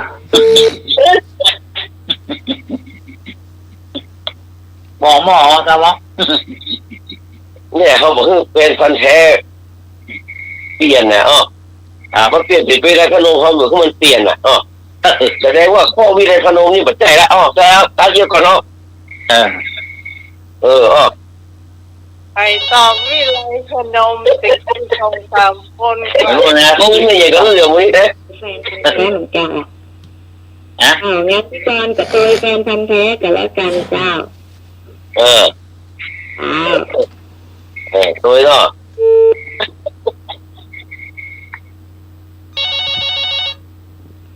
ผมว่าจะไปมองอดีตมันมองคือมันมองประเดี๋ยวเนี้ยเคยกันไปเรื่อยเคยกันเต็มลายเนาะอันแฟนพันธุ์แท้ไอเอกพิสารีเดี๋ยวก่อนประเดี๋ยวนี้อันไอ้แฟนพันธุ์แท้แล้วเป็นตอบข้ออย่างก็ประเดี๋ยวเนี่ยควายสอนสีคิริพันธ์แล้วประเด็นนี้อันก่อนได้ยินว่าบรรยายแล้วย้ายบึ้งย้ายบึ้งย้ายเฮ้ยบึ้งย้ายเพราะข้อที่ย้ายไปมันบรรทุกก็เฮ้ยจะไปกึศไอ้มันเหลือโอ้โมนี่จะแก้คะแนนให้ไปกึศที่เมื่ออันเขาก็เอาที่มันเอาไปนะการปั้นมือย้ายยังมาตายโทอ่ะกูยาให้หัววันเหลือไม่กูยาจะทำกูตัวอีหรอกกูยานะเขาขอไก่มันไอ้อย่างอันคืออย่างอ่ะก็ไก่สอนที่นี่สี่ประจวบควายพนมนพพรควายขอไข่พนมนพพรควายสอนสีกิริพันธ์งูวิไลพนมซึ่งปัจจัยแล้วเนี่ยตัดเอาไปแจกปั้นตอบอันปั้นตอบกี้ที่ปั้นย้ายที่ปั้นย้ายแต่กี้ปั้นตอบผมหลอกปั้นตอบว่าอันอะไรอย่างพนมนพพรนี่จะกันบอกมึงคือมึงย้ายนะเป็นอะไรคือมึงย้ายนะโว้ยแกตอบคนแรกไงมันสาวกันนี่ก่อนนะตัวแบบย้ายนะ แม่ อย่าให้อยู่หันเนาะเกียยังว่าเข้าใจตัว ลบ จั ไปเลยมวย ตัวกับตัวอะกะต้นตัวกับเป็นคู่เขากับตัวตัวนั่นกะจะเป็นคนสุดท้ายได้10 คะแนนก็อ้อเนาะอุ้มอยู่ หมดเลยยัง ก็วันละ5 บาทปัจจัยนะ หมดเลยยัง ตัวข้างหัว ทำไมแม่เร็วเร็ว เยี่ยวเจ้า ว่า ตัวเองแฟนพันธุ์แท้แม่กับเจ้า ครับ ปกติน่ะตันขึ้น ตีตะกี้ละกับตัวไม่ดีจะกับ เฉลยเนาะครับ จัง ตัวที่ดีสีประจวบนี่บัดใจแน่นอนนะเพราะมันตายไปเมื่อละตั้งแต่2513แล้วจิแท้ละไอ้นั่นกำลังได้4-5 โคบอยู่ไอ้ว่าไอ้จอยอ่ะเป้าผมหน่อยจอยอ่ะมันแก่ละผมแก่เดือนผมไอ้จอยมันเกิดสิงหามันเกิดพฤษภาจอยเกิดพฤษภาผมเกิดมิถุนามันเกิดก็รุ่น6 อันก่อนผมเดือนกว่าพนมนพพรกับใจเพราะฉะนั้นคำตอบที่ถูกต้องคือที่มือใหญ่นี่แหละคือสอนสีกิริพันธ์นี่แหละสอนสีกิริพันธ์เอาประวัติมาสักหน่อยหรอกสอนกิริพันธ์เนาะจากที่หูนี่เพราะว่าอย่างวันนั้นออกในไรเนี่ยไปเติร์ดดูประวัติของไอ้จอยนี่มันเหมือนยอมบอกชื่อพ่อชื่อแม่มันนะและเสือกบอกชื่อเป้มันนะเป็นรวมมิตรโกงชาตรีอ่ะแต่ไอ้สอนสีกิริพันธ์นี่มันชื่ออื่นนะสอนสีกิริพันธ์เป็นว่านะครับสอนสีกิริพันธ์น่ะชื่อแต่คือสำราญแก้วบัวดีแสดงว่าไอ้ไม้จอยมาทองคำเนี่ยมันแบบมีประวัติของมันเลยนะถ้าเขาผมไปดูรายการนี้รายการหนึ่งเนี่ยผมไปดูมันน่ะแปลว่าเป็นพวกของไอ้จอยไม้ทองคำมีว่ะชื่อแต่คือสำราญแก้วบัวดีเกิดวันที่14 เมษายน 2493เนี่ยไอ้พ่อมันเนี่ยพ่อมันเนี่ยเป็นคนสุพรรณบุรีเนี่ยบ้านเดียวกันเนี่ยเดียวจอยนะไอ้จอยบอกว่าสุพรรณบุรีอย่างเดียวอ่ะครับพอดีเสียงแกเหมือนกับสอนชิลีเปิ้ลเลยมีการสอนชิลีมาตายไปแล้วเปิ้ลก็เลยอยากจะให้เพลงมันต่อเนื่องอ่ะก็เลยมีการสมัครนะมีการสมัครนักร้องประมาณ 4,000 คนที่เสียงมันเหมือนกับสอนชิลีเนี่ยที่กรรมการ4 คนตัดสินก็คือ1ครูไพบูลย์บุตรขันธ์2ครูประยงมุกดา3ครูสุรินทร์ภาคศิริ4ครูกองทรัพย์ทุลุขาเลือกกันไปเลือกกันมาเหลือ2 คนเนี่ยก็คือสำราญแก้วบัวดีพ่อประจอยนี่แหละแล้วก็เฉลียวน้ำเพชรกรรมการตัดสินที่2 คนเนี่ยเป็นเงาเสียงของสอนชีดีสีประจวบแล้วก็เดินสายไปกับวงได้ถึงกู้แต่ครูไพบูลย์บุตรขันธ์ชี้ขาดว่าสำราญแก้วบัวดีเนี่ยเป็นเบอร์ 1ออกหน้าเวทีใส่ชุดสอนชีดีไปด้วยก็แน่แต่มันเหมือนสอนชีดีขนาดนั้นแล้วก็ร้องเพลงร้องเพลงปลายของอันอย่างว่าอันนี้ของสอนชีดีอ่ะคือไอ้น้ำเพชรเฉลียวน้ำเพชรนี่ร้องตั้งแต่ต้นมาก็เลยเปลี่ยนกันห้องแล้วแต่คนที่แต่งองค์ทรงเครื่องได้คือสอนสีกิริพันธ์ก็แน่แต่มันเหมือนกันดังนั้นมาก็เลยแต่ว่าที่มันต้องแย้งไปที่เพิ่นต้องเอาวิไลพนมมาเนี่ยวิไลพนมก็เสียงเหมือนกับสอนชีรีเหมือนกันแต่ว่าได้มาห้องต่อจากสอนสีกิริพันธ์มันแข้งหักเนี่ยเสียอย่างเนี่ยมันเกิดอุบัติเหตุอ่ะแล้วย้ายไปหลายเดือนเพื่อก็เอาวิไลพนมมาห้องแทนก็เลยมีชื่อวิไลพนมนั่นใช่หมูนั่นเป็นตัวหลอกหมดตรงว่าสอนสีคีรีพันธ์เป็นพ่อของป้าจอยเนี่ยแน่ตาก็เหมือนกันเลยแน่แต่เหมือนไอ้จอยเลยถึงเยอะนะปัจจุบันอายุ78ละ76แล้วกันแม่นะครับแม่76ละเอาสรุปคะแนนเลยคะแนนข้อนี้แล้วคะแนนน่ะได้9เอกได้18 พี่สาลีได้16ต่อไปไผ่จอนก็ว่าไผ่เอกก็ว่าพง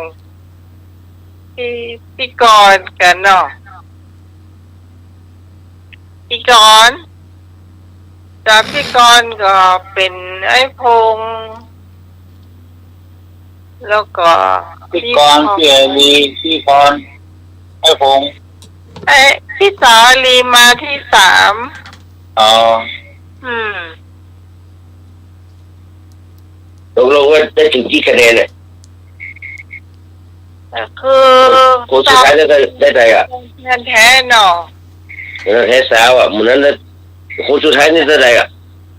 คนที่2นี่ได้18เอกอะมันก็แล้ว16นี่ได้พี่สาลีมาที่3ที่4นี่น่าจะเป็นพี่กรนะ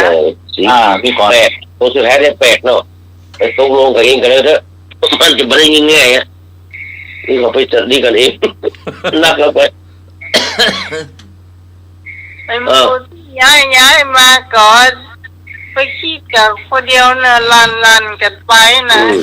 มันบอกว่ามันต้องมีคำใบ้ให้ตลอดแนวกันนะว่าจะไปฟังมันเมื่อในอดีตที่ไปฉำขนาดบอกแย่เขายังมาโทษนี่คนมันทำให้คนเพื่อมันไว้ใจนะไม่แย่หรอกนะเวลามาไม่ได้สักคำเลยนะรอไปเนอะอันนี้แหม10 คะแนนก็ได้เป็นคำนามเนี่ยก็ได้เป็นคำนามก็คือเป็นชื่อนะฮะก็ได้เป็นคำชื่อคำนามเนาะขอไก่เรียวนี่ขอไข่วิ่งขอควายสวยงองูโรงเรียนข้อใดเป็นคำนามขอไก่เรียวขอไข่วิ่งขอควายสวยงองูโรงเรียน10 คะแนนตูสานาโมเจ้าตอบงองูโรงเรียนเจ้าข้อไหนอ่ะงองูข้อใดเป็นคำนามงองูครับพี่พรไอ้พงครับ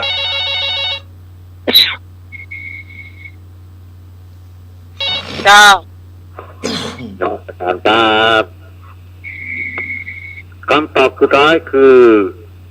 วิ่งครับนอการนมัสการครับเมื่ออะไรกัน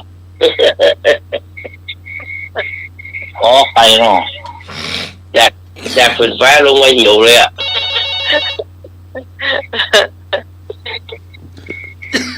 คำนามพี่ตามโดนเต่าเลยข้องงูจ้ะโรงเรียนจ้ะ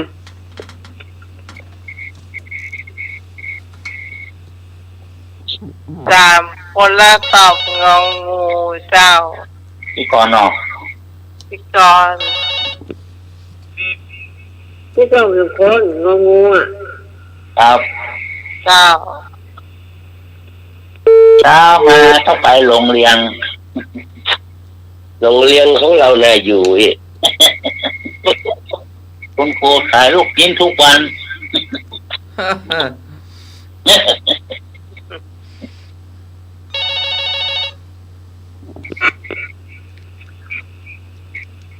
เจ้าน้องหมาพี่กรงูตัวเจ้าเฮ้ยเนาะข้อนี้กี่คะแนนนี่พี่นันข้อนี้10 คะแนน10 คะแนนหมดแล้วไงหมดแล้วยังหมดแล้วเนาะ ตอบกันไม่กี่คนนั่นเนี่ย อีกเหรออีกมา เลยเอ้บ่ตอบ มามีอะไรกันเฉยๆเลยเนอะ เลย อ้าวก็ข้อกอไก่นี่เร็วเนาะก็มันก็เป็นคุณทรัพย์วิ่งก็เป็นกิริยาเนาะสวยก็เป็นคำวิเศษเพราะฉะนั้นถูกต้องก็คือโรงเรียนเป็นชื่อโรงเรียนคือคำนามเนาะโรงเรียนก็เหมือนกันนะนักเรียนมันไปเขียนในกระดานอ่ะมันครูอยู่ในห้องไปเขียนกระดานว่าการบ้านคือยาพิษเสาร์อาทิตย์คือสวรรค์นรกคือวันจันทร์วันสอบนั้นคือวันตายกูไปแปะเขาใส่กูไปแปะเขาใส่ว่าโอ้การบ้านทำสักนิดนี่หรอว่ากูเขียนต่อนะการบ้านทำสักนิดเสาร์อาทิตย์ช่างหัวมันว่านรกคือทุกวันที่ครูพันมาสอนเลยกูพอมาแปะใส่แทนที่จะห้องควันลงมาลดก็แบบเนี้ยพอก็อันนี้เหมือนกันพอก็มาบอกเหมือนกันเนี่ยวันพอมาเขียนตัวว่าวันไหนก็สำคัญนี่เวลาพอนะถ้าวันนั้นมีพวกเธอมองหาไม่เห็นเจอแต่ว่าพวกเธออยู่ร้านเกมนี่พอเขียนต่อพันลงมาแปะเขาใส่แหละแต่ที่มันจะลบมันก็ลบนะพันลงนะมันเป็นหน้าที่มันจะเต็มนักการพันลงมันจะลบมันก็มาลบเฮ้ยมันก็มาเขียนต่อว่าทุกวันนี่เหรอทุกวันฉันก็รู้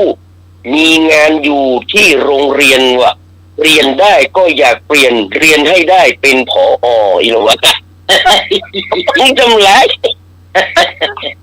ทำไม่ชัวร์ฟังโคตรเลยเนาะ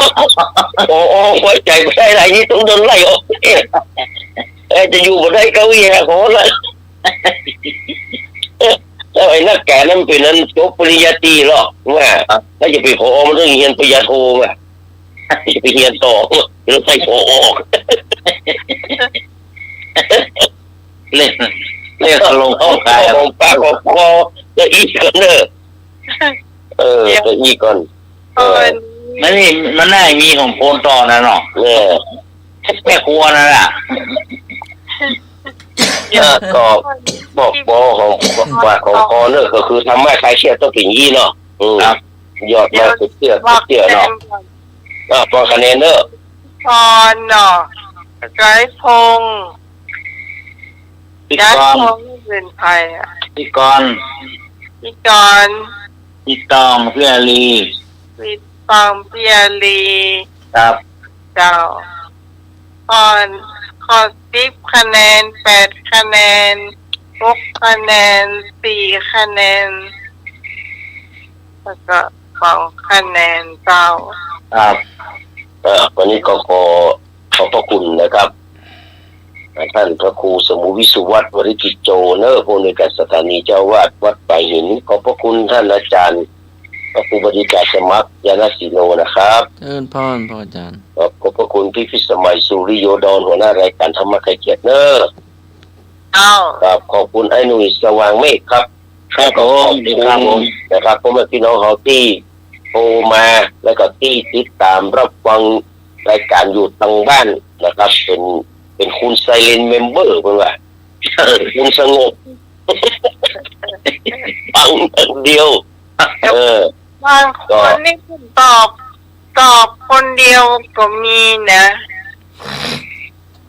วันนี้ก็ขอนำรายการจากท่านผู้ฟังไปก่อนเสาร์ติดแน่ถ้าไม่ติดไหนเนาะถ้าไม่ติดที่ไหนธุระอันใดก็จะมาจัดรายการเหมือนเดิมครับวันนี้ขอกล่าวคำว่ามีทุกคนท่านมีความสุขกายสบายใจรับดีฝันดีมีโชคมีใจเหมือนกันทุกคนทุกท่านเนอะกราบนมัสการกราบสวัสดีครับเจ้า บางคนพี่หนันนิสมหรือว่าพี่หนันเจสซี่นะเจ้าที่มาให้ความรู้กับหมู่เราเหมือนงานป่าเล่านะเจ้า ครับเด็ดเม่นงานมันของร้านนาเฮาเลยนี่นะ เจ้า ครับ นี่ก็ยอมรับเก่งเจ้าก็คุณผู้ฟังแต่ละท่านแต่ละคนก็รวมคะแนนกันเนอะเดี๋ยวก็รายงานมาเดี๋ยวขอประชาสัมพันธ์ครับเดี๋ยวฟังเตือเจ้าฟังเตือขอประชาสัมพันธ์ก่อนเจ้าจะมาฮับเตือเจ้าขอประชาสัมพันธ์ในวันที่18เดือนเสาร์ที่18 มกราคมเจ้าเขาจะถวายปัจจัยให้กับพระอาจารย์พระครูสมุทิศวัตรวรเจ้าของสถานีนะเจ้าและก็พระอาจารย์พระครูเวทิกาสมัครญาณสีโลที่มาทำหน้าที่นี้เมื่อนักแก่เหมือนกับเจ้า10 กว่าปีแล้วเจ้าคุณผู้ฟังตลอดมานี่เขาก็ทำผ้าป่ามาโดยตลอดเนาะแต่ว่าปีนี้ผ้าป่าก็มาตอบตอนเห็นละเจ้าก็เลยเอาปัจจัยส่วนนี้ก็จะมอบเพื่อกับ2 รูปนะเจ้าที่ทำหน้าที่พักการให้ข้าเจ้าพิสมัยนะเจ้ามาอยู่ตรงนี้ได้นะเจ้าแล้วก็ต้องขอบคุณพระอาจารย์สมัครที่คอยรับโทรศัพท์ตลอดมานะเจ้าสำหรับคุณผู้ฟังที่มีส่วนร่วมนะเจ้ามีข้าเจ้าเนาะ1,000 บาทเจ้าพี่กร1,000 บาทเจ้าไอ้หนุ่ย1,000 บาทเจ้าไอ้บุญส่ง1,000 บาทเจ้าพี่พรเอราวัณ1,000 บาทเจ้าแล้วก็แม่จันทราชื่นใจ500 บาทเจ้าพี่พรปากเศร้า500 บาทอันนี้2 ท่านนี่เพิ่งโอนมาหมดแล้วเนาะกับพี่พรเอราวัณนี่ต้องเติมเพื่อละเดี๋ยวไปเอามาแท่งทีหลังเนาะเจ้าแล้วก็จะมีน้องอ้อมน้องแก้วนะเจ้าแล้วก็น้องเนี่ยใบเฟิร์นน้องเฟสค่ะอันนี้4 คน200 บาทล่าสุดนี่ก็จะมีพี่สาวอารีนะเจ้า200 บาทก็จะเพิ่มเติมเข้ามานะเจ้านี่เป็นวางใหม่ไม่แรงนี่เจ้าก็จะห่วมตัวนะเจ้าเนาะเจ้าตอนนี้ใครพร้อมรวมคะแนนเซตกลับมาเลยเจ้า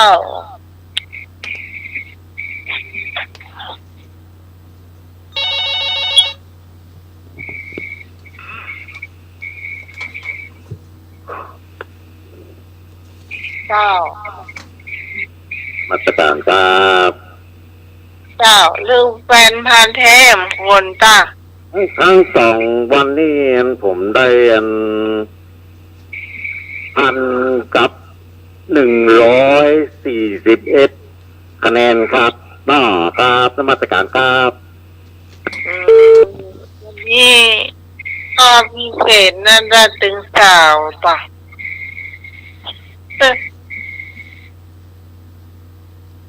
ตอบถูกแล้วจะหลู่ย้าย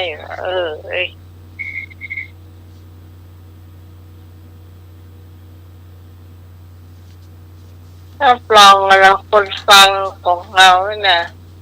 มันไข้หัวปั่นไปปั่นมาพ่อง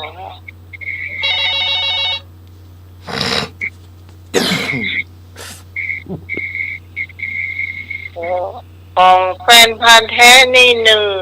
141เนาะ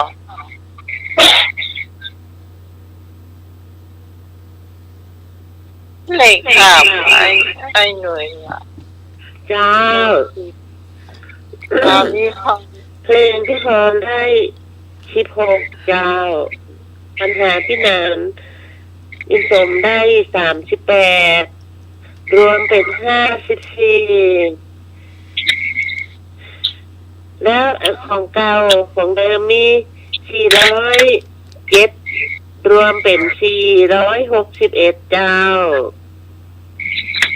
461นะเจ้าของพี่พรปาเศร้า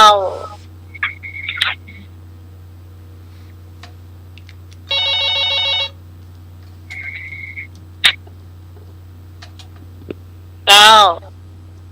น้องหมาย เจ้า เองได้ตาเพลงอย่างเดียวที่ว่าน้องหมายว่าก็ปัญหาที่แรนที่สีได้ที่8คะแนนมาใจได้เองมันได้ตอบเนอะ ฮะ ผมไม่ได้ตอบนะที่ว่าคือผม8คะแนนเนี่ยที่ว่าผมเป็นงานเจ้าสีผมไม่ได้สักคะแนนเนอะ เอาปัญหากับพี่นางเนี่ย ผมมาเอาที่ว่าชื่อผมที่8คะแนนนะแต่ผมได้ตอบผมมาเอาผมได้เพลงอย่างเดียวได้38คะแนนเพลงนะ อ๋อ อันนี้ได้38คะแนนและกาดที่เก่าได้น้อยตัวใดคือพี่กรกมลบวกจิมเนอร์ที่เก่าอ่ะ ครับ วันนี้ได้ เจ้าเจ้าอันก็ต้องขยับพี่สารีมา18เพราะว่าไอ้เปิ้นว่าผมไม่ได้ตอบผมไม่ได้เอาน้องมันไปนับพี่สารีก่อนคนที่3พี่สารีขยับมา18แต่เจ้าที่ข้อที่3คะแนนนะทัดเป็นพันแท้เจ้าที่3คะแนนนะ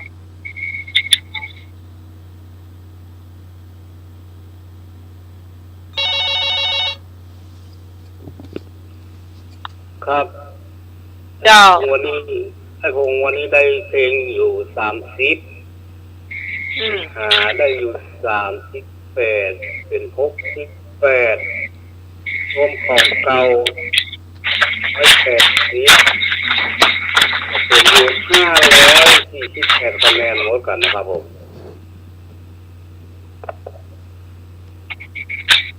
500ก็ได้ การบอกนะครับแล้วก็การเช็คบำรุงนะครับ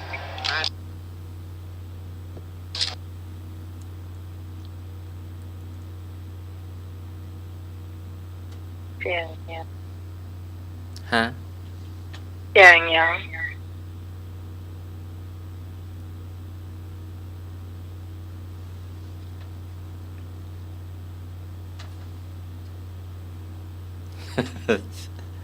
เย้คงว่า500ก็ได้ก็ ฮัลโหล เจ้าน้องหมาย เจ้า เพลงที่ได้66แล้วของพี่หนานได้44รวมกันเป็น110เนาะแล้วอันเก่าเป็น385รวมกันเป็น495เจ้า 495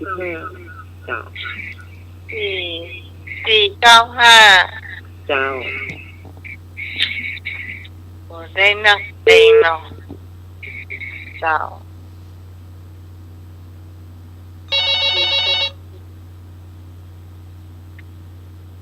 เลขสวย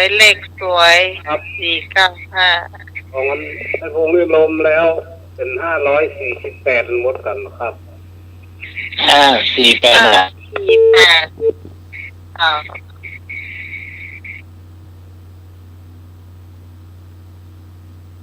พี่ฮอนได้เลยครับ นะ พี่ฮอน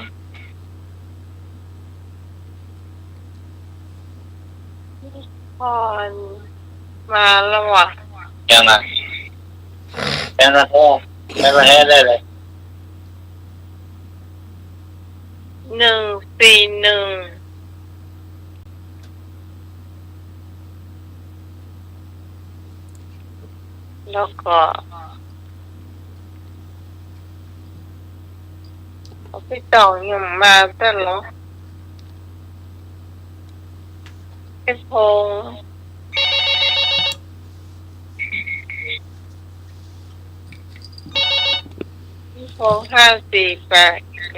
จ้ะพี่ตองจ้ะพี่ตองจะมาเข้ามาจ้ะจะได้รู้ว่าเท่าไหร่ของไอเอกก่อนนะจ๊ะของไอเอกของเก่ามี129บวกกันวันนี้38เป็น167จ้ะของแฟนพันธุ์แท้141ของน้องพร461แล้วก็ของไอพง548ของพี่สาวลี495จ้ะของพี่กรณ์วันนี้พี่กรณ์ได้เยอะของพี่กรณ์ขึ้นไป637จ้ะ637จ้ะ637พี่ฮอนได้เลยวะ พี่ตองเหรอมายัง พี่ตองยังไม่เข้ามาจ้ะพี่ตองเข้ามาจำจ้ะ พี่ฮอนเนาะพี่ฮอนจะเข้าได้เลยพี่ก่อน ของน้องพรได้461จ้ะ พี่ฮอนนะ จ้ะ ครับผมพี่ ของไอเอก167ครับ ของแฟนพันธุ์แท้141ครับ ของไอพง548จ้ะ ครับผม ของพี่สาวอเล495จ้ะ พี่อันนี้สี่ก็ง่ายเนาะ จ้ะเหลือของพี่ตองจ้ะพี่ตองเข้ามากันเจ้า เดี๋ยวก่อนพี่พรอย่ามาได้นะ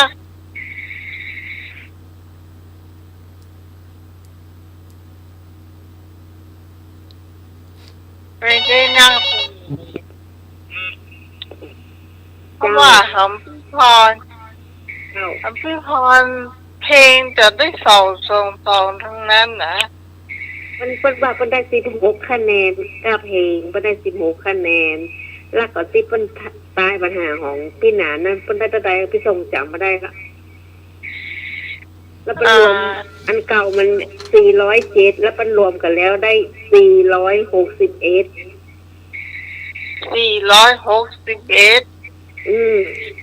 อ๋อพอฟัง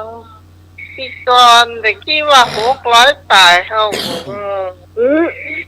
ของพี่กรณ์เป็นว่าเป็นได้600ปลายพี่กรณ์กมลขึ้นไป700แล้วค่ะเป็นว่าเป็นได้600ปลายอยู่เป็นว่าตะกี้ร้องพี่กรณ์อ่ะแต่ของพี่พรนี่เป็นได้461ของพี่สองวันนี้เองพี่สองได้37ก็ปัญหาพี่นานได้26รวมแล้ว63คะแนนอันเก่า383เป็น400เดี๋ยวก่อน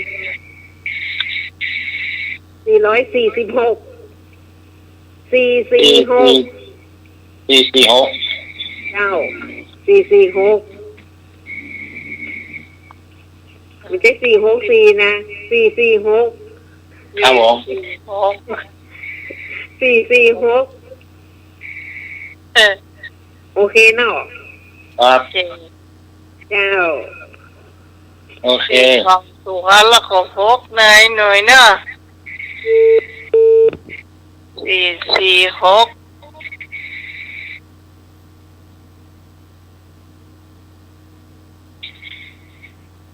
เรียบร้อยดอกหมดไว้แต่ละคนเรียบร้อยละกลับบ้านกระเป๋าตุงเงินเยอะนี่ขึ้นแน่3,000เนี่ยขึ้นละอันนี้นะมาสการครับค ครับผม มันน่ามีสี่แน่เลยอ่ะ ได้สี่คนหลายคนนะเนาะสี่มีแน่เลยเรื่องงวดหน้าไหน ครับ ได้จ้ะเพราะว่าเพลงได้นักร้องเพลงเขาแจกนักมันจะค้างแหมสองนั่นไม่ได้ถึงแม้จะ2 วันปันน่ะมันก็ได้อยู่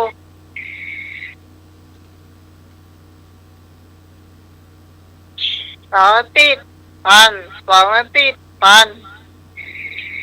ได้อยู่เจ้าเพราะว่าคนเพิ่มเติมเขาก็มีเข้ามาอยู่นะเจ้าก็ขอบคุณนักสำหรับคนที่มาช่วยคนทำเป็น จ้าน้องหาย ต้น วันนี้รวมจนหมด นะ เนาะ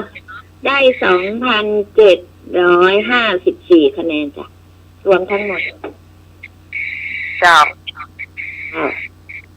ยัง ได้ มาถึง มาขึ้น 3,000จ้ะ ยังมาถึง3จ้ะ คนหน้าของพี่ไม่ทันสมัย เอาคนหน้ามาทันสมัยเพิ่มเติมไปก็ได้ละเจ้า น้ำปลาทูก้าฮะ ไอ้หน่อย ครับ น้ำปลาทูอ่ะ โอ้ มันเหมือนเจ้หน้าประตูแล้วมันถ้านั่งงอก็หักแล้วมันยิ้มรับเสมอ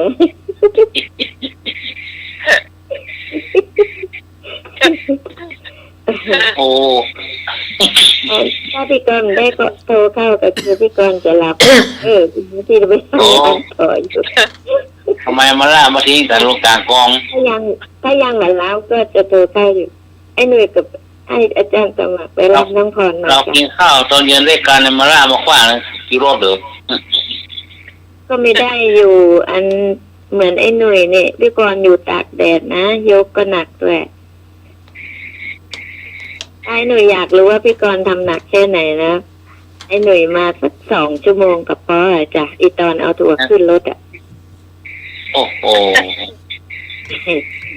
ลองมาดูมาต้องอยู่แน่นสัก2 ชั่วโมงตอนช่วงเอาตัวขึ้นรถ2 คันกับป้อหลักอ่ะ โอ้ตายแล้ว รับรอง ยก เป็นผู้ ยก เกี่ยว แอน ได้ 10 เนาะ ก็มี40 ก็มีจะยก2 คนนะ ผูกหนังมาได้แน่นอนนะ ผู้ลูกไม่ได้นั่งไม่ได้ละ อ๋อผูกขาหน้างู จ้าเดี๋ยวจะฟังในวิทยุเนาะไปรับน้องพรได้เจ้า ครับ ขอบคุณแม่เจ้า ต้น เจ้าเจ้าน มัสการครับแล้วเดี๋ยววันงานนั่นก็จึงได้3 ปันปลายโอ้โหเนาะติดก่อนจะมีงานอ่ะเนาะ3 ปันปลายอ่ะเนาะอันพระอาจารย์เป็นอันเอาซาลาเปาไส้อย่างเหรอลืมไปละคุณวิสมัย พูดแทนเหรอเจ้า พระอาจารย์เพิ่นเอาซาลาเปาไส้อย่างอ่ะ ไส้ถั่วเจ้า ไส้ถั่ว เจ้า ได้แอนนุยเหรอ ไส้ถั่วเหมือนกันเจ้า อ๋อครับได้เลย เดี๋ยวจัดให้ ครับขอบคุณครับผม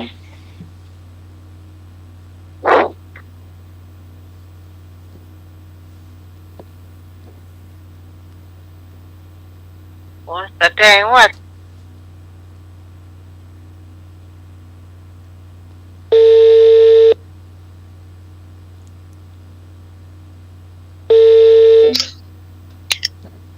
เจ้า ครับ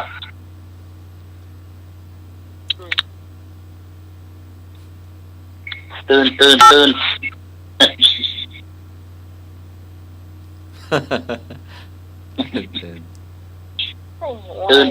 น หวยแล้ว ตีเนาะ เนี่ยพี่พร เลยได้ยินกับเจ้า ครับผม รู้ดักเซฟอะ นี่ล่ะ ยักษ์เซ็ตเนี่ย ตีเนาะ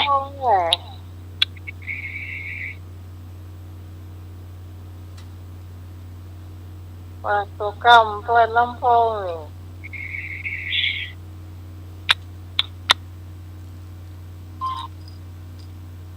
ดักเซฟอะ นั่นก็ อ้าวได้ยินเหรอแม่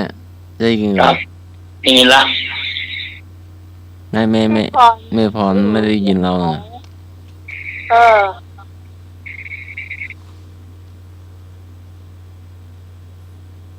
พี่พรมาได้ยินเสียง ไม่ได้เปิดวิทยุกาแม่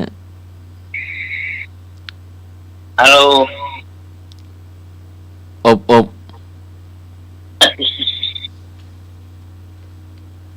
ตื่น แกมาได้เปิดลำโพงอ่ะ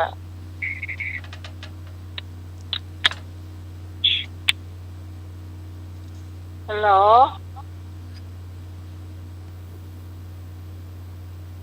แต่เปิดลำโพงมันไม่ได้ยินเลย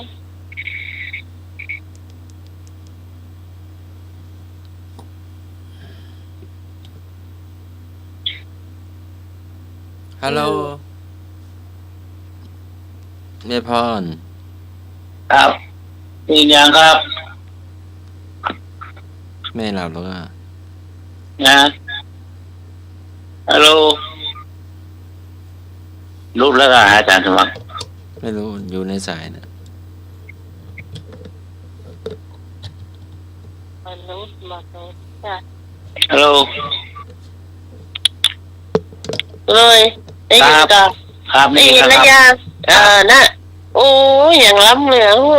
ก็จะมาเสียงก็บอกได้ยินว่าหลายรอบจ้ะ อ่า ก็หลายรอบ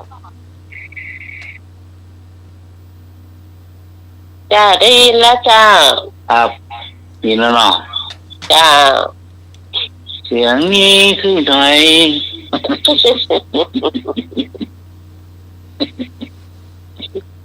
แต่ว่าน้องใหม่แต่ว่าฟังเพียนพี่ยังถึง600 ฝ่ายเนี่ยแล้วพี่พรยังไม่ได้นัก เนาะ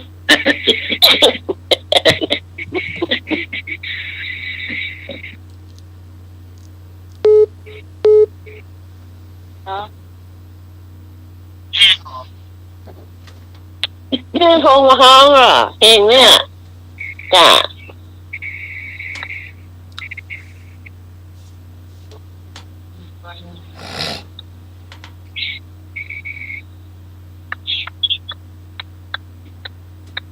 แน่ประทานสมัยยิ่งใดเนี่ย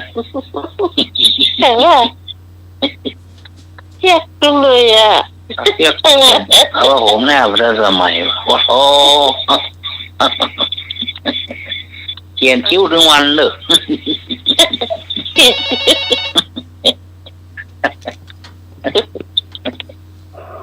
ได้ยินเสียงน้องใหม่เลยเนี่ย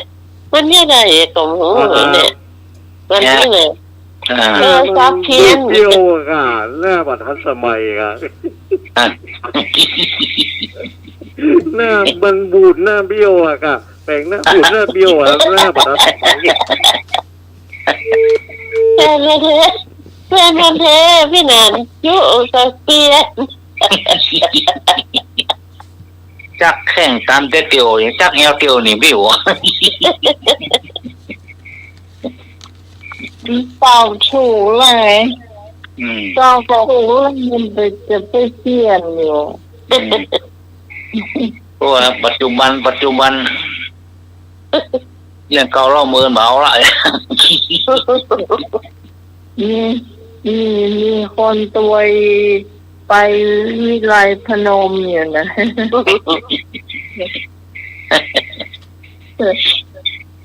นี่เนอะจ้ะ เปิงวันรายการนี้แต่นะ ไอ้พวกพี่พอนี่เหรอจ้ะ ได้ยินน่ะ เคยมันแท้ตอบอ่ะ จ้าได้ยินจ้ะ อ้าวแล้วใครคนตัวเหรอ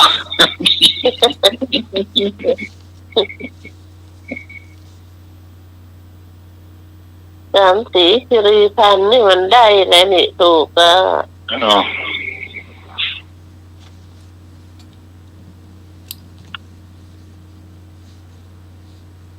โอ้เพลงนั่นก็หมดแล้วเพลงไม่ขนแตงงอนนะจ๊ะ จ้า แม่ยอดต้องนะคะ แม่ยอดทอง น้องควันตายอ่ะ น้องสีไทย กลับมารักที่ใหม่อย่า จำไม่ได้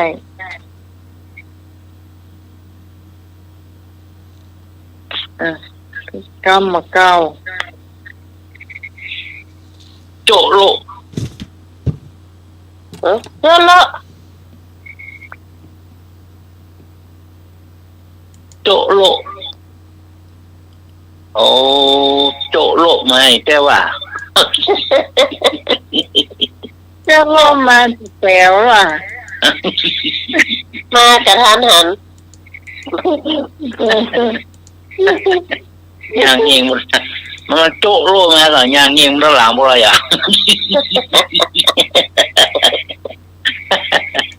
โอ้ยไม่พูดเดี๋ยวนะ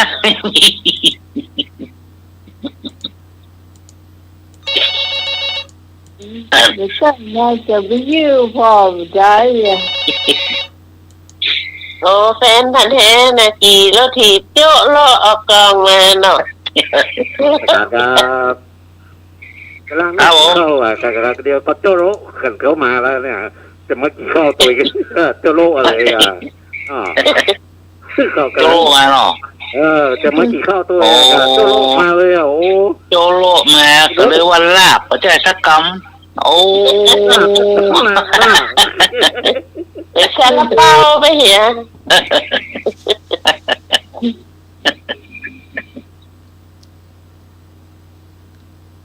โจโลมาก็เลยวันลาบก็จะสักกำ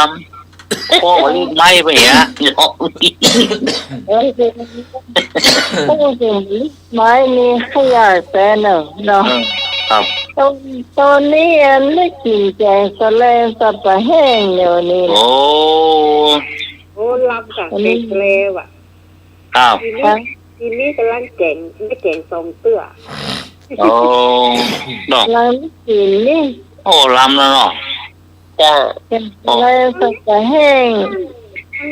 ตั้งบ้านเฮ้โปกำลังรีดห้า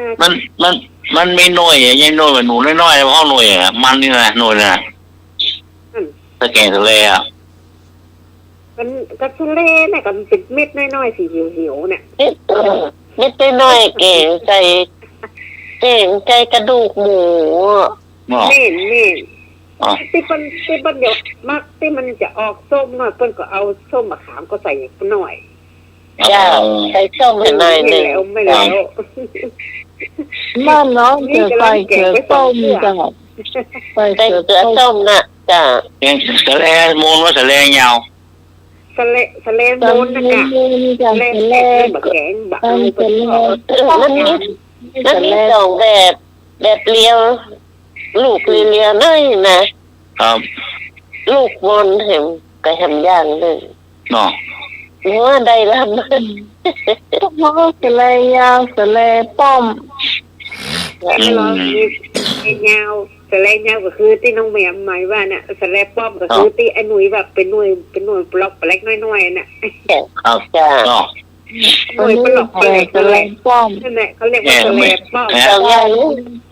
ที่ไหนลำกว่า มาแห้งกระเป้งเนอะปลาแห้งปลาลิมตัวใหญ่นะตัว แป้งค่ะเนื้อสีพึ่งอะกันน้องเอ๋ย พวกกาตัวให ใช่ ญ่ สินะ ปุ๊บ เราซื้ออ่ะ โอ้ สีตัวน้อย กินแกงแสลงเลี้ยวนี้ยังมาเต็มอกเต็มใจอ่ะ มันต้องซื้อ ใหญ่ ค่ะแต่ว่าไม่ได้เป็นความแตก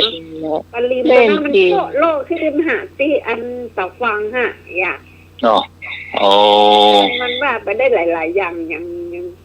มันว่ากัน ไอ้เข้ายังดักปิงหรอ ตัวมัน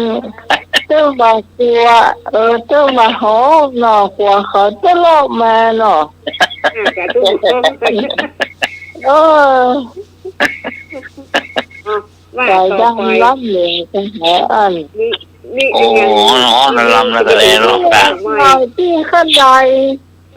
หรือว่าถามว่ากินข้าวกับอย่างขึ้นตอบเนาะ เดี๋ยวตอบแล้วอ๋อ หัวพ่นนั้นมาเอวหาเจ้าโลกมันละตัวอย่าง ตัวโลตัวกะจิ้มหน่อยร้อยอ่ะจิ้มด้วยอ่ะ น้องเป็นไปกินยัยหัวพ่นเจ้าโลกมานั่งตัวเนาะ แน่นอนกะอ๋อเอากองข้าวซ่อนหลังเมื่อไหร่อ่ะอ๋อหัวเพื่อโคตรเข้า อันนั้นให้ใจดำไปหน่อยจะหา โอ้มือใหญ่อ่ะงมมาต้องเกินว่าเวลา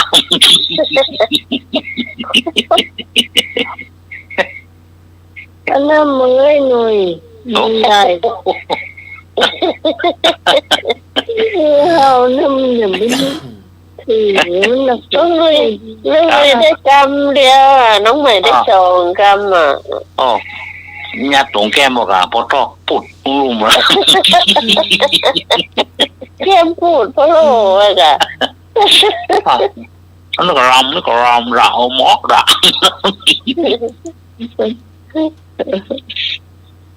เกี่ยวก่อนนี่แกนะ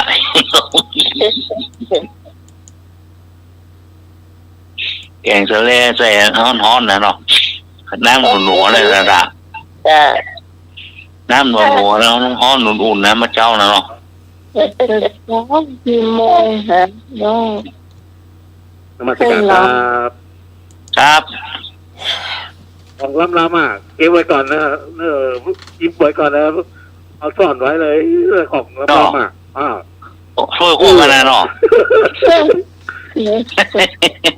ของกินนั้นของบดีไปก่อน กินกันแล้ว2 กรัมแฟนมาได้ก็บ้าจุลมาโคตรขวบไปก่อนเนาะหยุดกระดูกกระดิกอาสนะปลามาเล็ก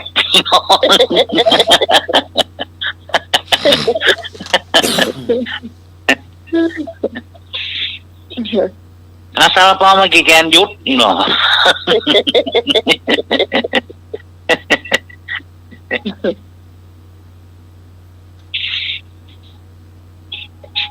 ปูนซาลาเปา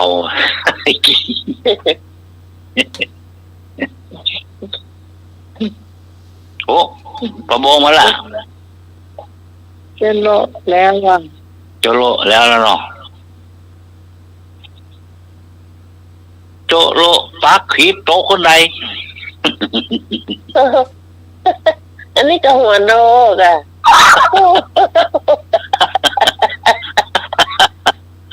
ติกบมา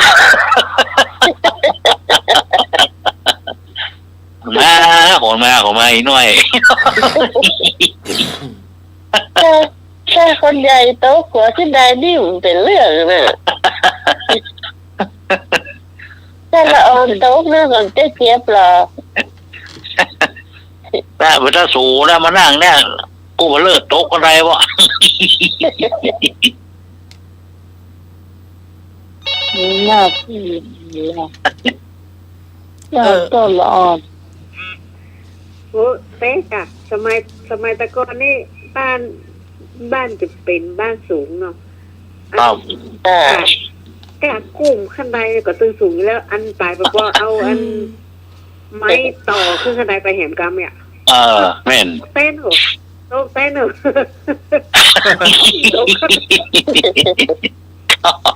ปากกิโลนะนะ เต้นหรอเจ๊ว่ามันเจ๊ว่ากันมาได้นะกิ้งโต๊ะขั้นใดเต้นนะ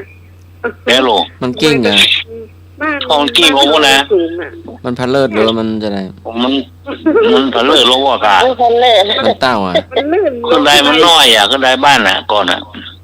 เม่นละร้อนน่ะเม่นละร้อนสมัยตะกอนในยบ้านอาจจะอยู่สูงเป็นบ้านไม้เนาะ ครับ กรุงเทพ บ้านไม้แล้วแต่กระล่างเพิ่นนั่งโอ้หรออย่าเนี่ยคือโล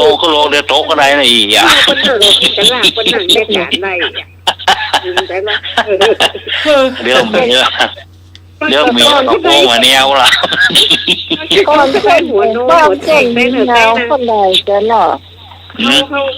ามีประสบการณ์เหมือนกันเขามีประสบการณ์เหมือนกันท่านสมัครหัวเราะใส่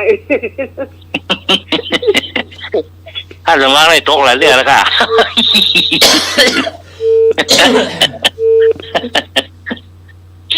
โอ้โหเข้าเถิกบ่เนาะจ้า การสมัคร หน้าแข้งในวันนึงไปหมดละเนาะ การสมัครมีต่างคนเลิศด้วยเหรอ เจ้า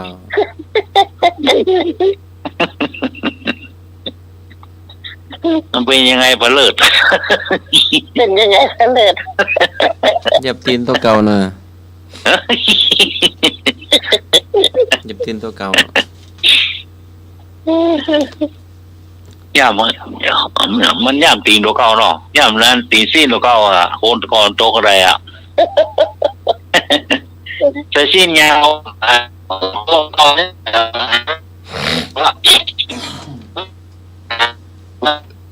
โต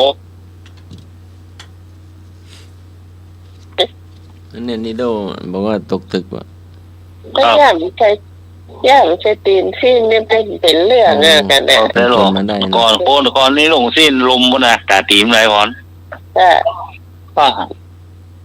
แดนบานละ หยอกกันก็หยอกมาเล่นกันเนาะ ครับโต๊ะก็ได้มาเนาะ เจ้า ก็อ่อนก็ขึ้นได้มันในโต๊ะหรอกอย่าขึ้นลงเนี่ย ให้ฟัง อย่า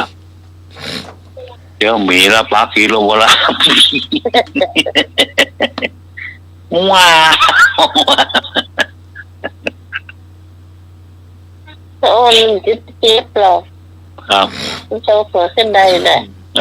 โจโลเลิศโต๊ะคนใด มาตรการครับ ครับผม มันย่ำเข้าไดวิทย์อะกะมัน เลยโต๊ะอ่ะ มันย่ำเข้าไดวิทย์แล้วมันเลือดลงไปเลยอะที่หัวบอกฟาดจ้าเนาะหัวบอกฟาดโอ้เอาโรงพยาบาลเลยน่ะเนาะ โอ้โต๊ะหลายเตี้ยแล้วกันก่อนมันที่มีไฟฟ้าแล้วเนาะมีโคมอย่าโคมตามหัวขึ้นใดอย่าว่าท่อคือโลคอนโดเรียวหมีแล้วปุ๊บปั๊บเนี่ย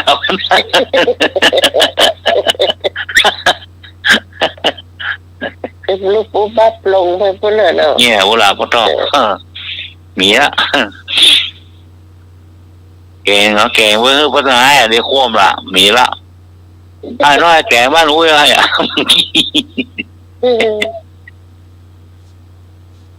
ลงปงป้างหมีละพ่อเนี่ยเบอร์ว่ะ ไม่ได้กินสักคำ ไม่ได้กินนะพอจ้อนฝาหม้อจ้อนนะกายหม้อคนใดวะ แสดงว่าบอกค่อยนั่นก็ได้อย่างบ้านน้องขอสอนเพื่อเอากินที่เจอคนใหญ่เนาะ ครับ ควรจะมีอย่างคาดไว้ให้รอตังบนแค่เขาเป็นละอ่อนยา นี่มันจูง่ายหรอใส่ด้วยแบบอุ้ยว่าอุ้ยอย่าอ่อนมันเต้นตัวกำไปตัวเต้นตัวยงอย่างเดียวปักปีลงแล้ว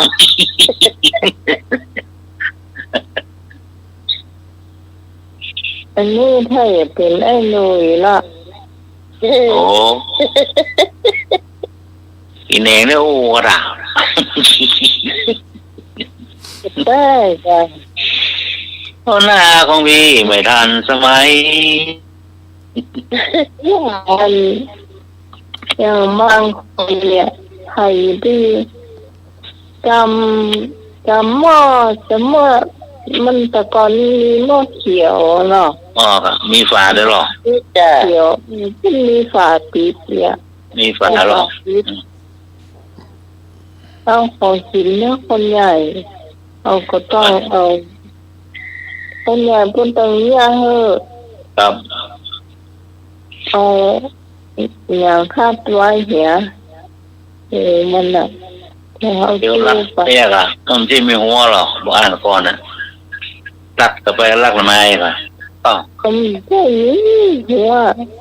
เดี๋ยวรับไปเลยอ่ะ ครับ ถึงไว้ รักเพื่อนล่างสุดแกไปอ่ะอ๋อ เรื่องเห็นมีหม้อเขียวไปเห็นน้ำไหนแต่ มีละ จำใจกันแล้วนะ สีกลมสีขาวเนาะ จ้า สีกลมสีขาวสีกลมนะสีเขียวเนี่ย ค่ะ หม้อกระโลงนะนี่มีหูยาวติ้วนะ จ้าหม้อหิ้วนะครับ เห็นหม้อเติมแกงนะกันเนาะ หม้อ แม่ เติ นะ มเจ็บ แม่นะแม่ละ หม้อเติมแกง อ้าวแกงเอานี่ไปส่งไว้เหรอ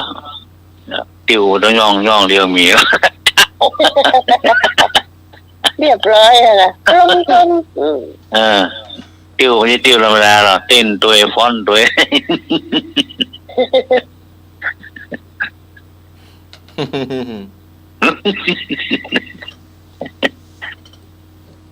อ๋อแล้วมันจะน้ำตาเราเต้นตัวฟ้อนตัว เล่นตัวเองนะคะ ครับส่วนข้อแข่งลูกข้าวเจ้าเนี่ย จ้าลูก แต่รู้ถึงว่าเปล่าเนี่ยนะมีแค่อย่าเชื่อว่าเปล่าแกงก็เบี่ยงมัน มาตรการครับ ครับ ไปมาถึงทุกกรรมอะเนาะเดี๋ยวพ่อ เค แม่ ยเต่าอ่ะเคยเต่าอ่ะ เยี่ยนเลยอ่ะมันไปมาถึงมันเอาของเนี่ยปืนเนี่ยเนาะ เคยเต่าอ่ะเคยเต่าก่อน เต่าตัวเนี่ยเนาะก็ได้พ่อแม่ลงโทษอะเนี่ย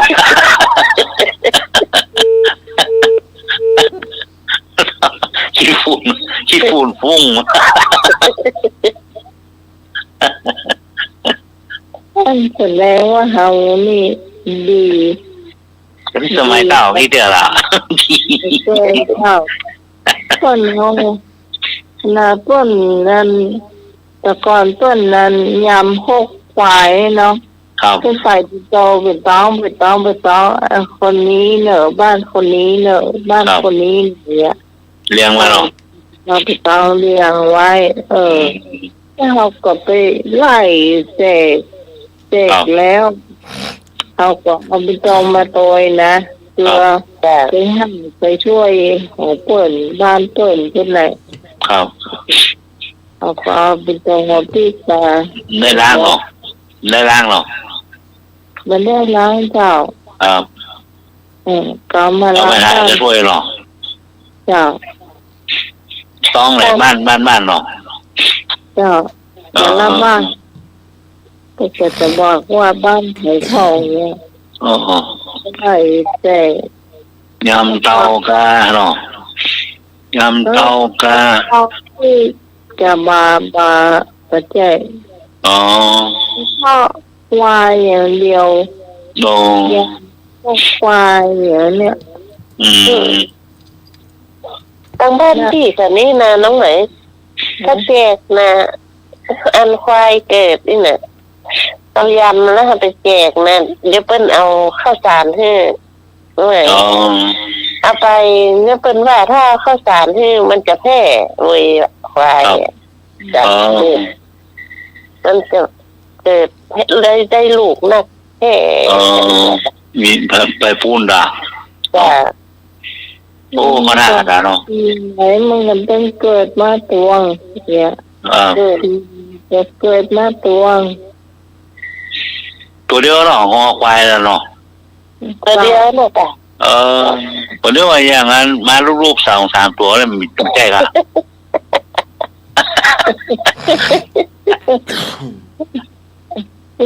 แต่ละปีละตัวมันจะรู้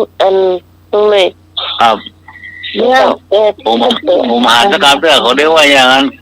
นกยิงหนูยังใกล้เลยมารูปๆเนี่ย3-4ตัวเองใช่ครับ ใช่แต่เกิดทีละตัวละตัว โอ้ ถ้าเป็นมันแค่เนี่ยมันก็จะเกิดแล้วมันแบบตายก็ดีจ้ะ โอ้ จนแรกมันจะมาตายจ้ะเกิดมา ปล่อยเฝ้าอ่ะเนาะ เตียวได้นะเกิดมานะเกิดมาแต่เตียวอ่ะจ้ะ ดู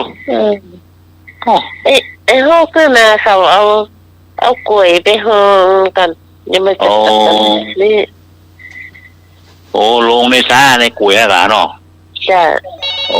กล้วยไม่เนอะกล้วยสะอาดนะไม่ถ้ามันจ้ะหันละมันแค่ธรรมดามัน นอนเฝ้ามันน่ะค่ะเนาะมันขอกกันก่อนนอนเฝ้ากันนะขอกกันเนาะครับราชการ เอาลงทุนเฝ้านอนเฝ้า น้องเฝ้า แน่เนาะแน่หกเนาะ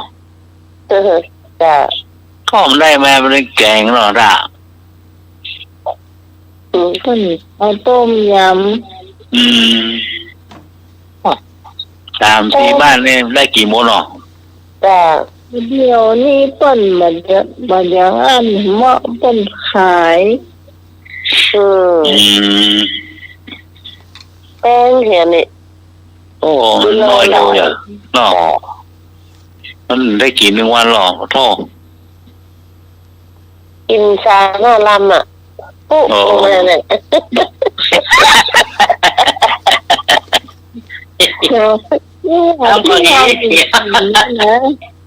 ที่พอ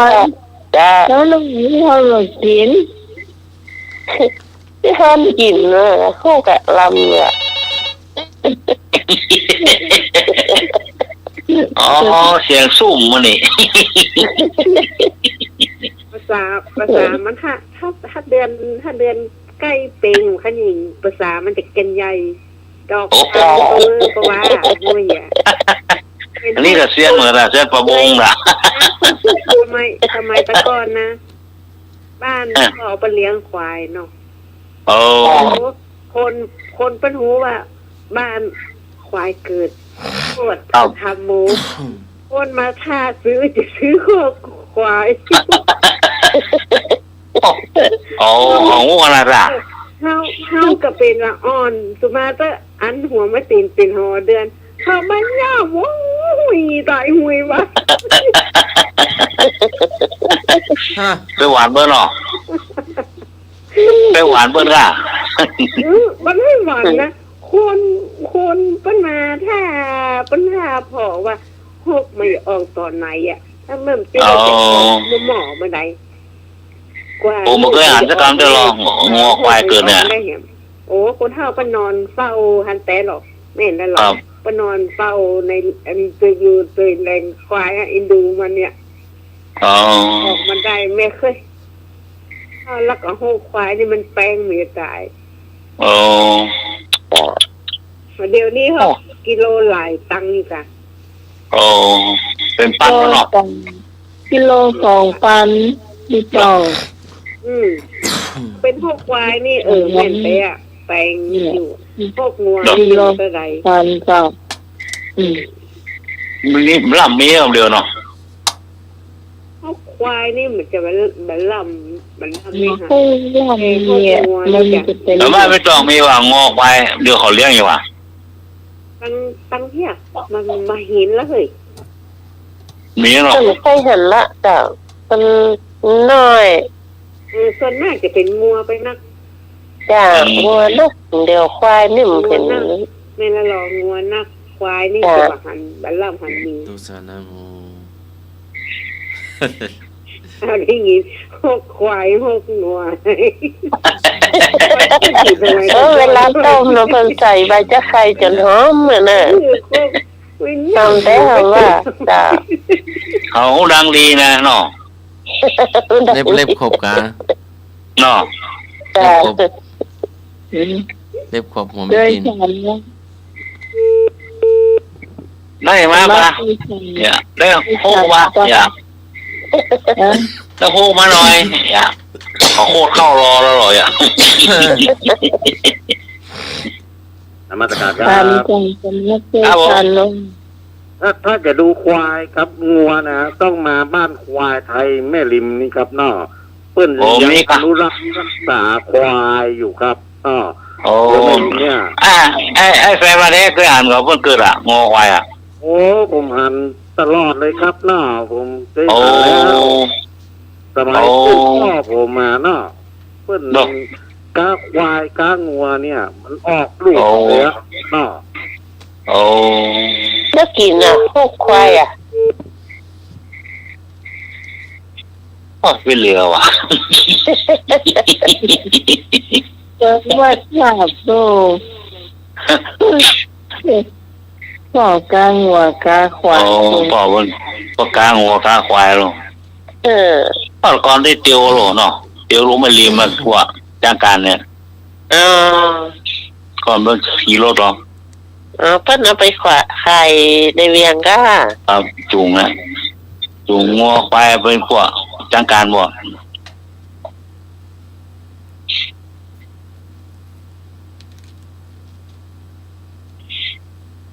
ดูเนาะ เอ็นดูตะกร้อนตะเก้าโคจินเนาะ ครับ ที่มีตลาดอย่างเดียวเลยอ่ะ มีนะก่อนธรรมชาติหรอก่อนนี่มันจะหู้กันแหลกกันไปนัก ก่อนนักเนาะกลางโต้งกันเนี่ยข้าหันงัวควายอยู่กลางโต้งเลยนะเตือมัดเนาะ พูดกันนะ พุทเตือมัดพุทเตือมัดถึงกับโต้งอ่ะมัดอันลักอ่ะหมุนไปมาน่ะ จ้ะคนว่าแหว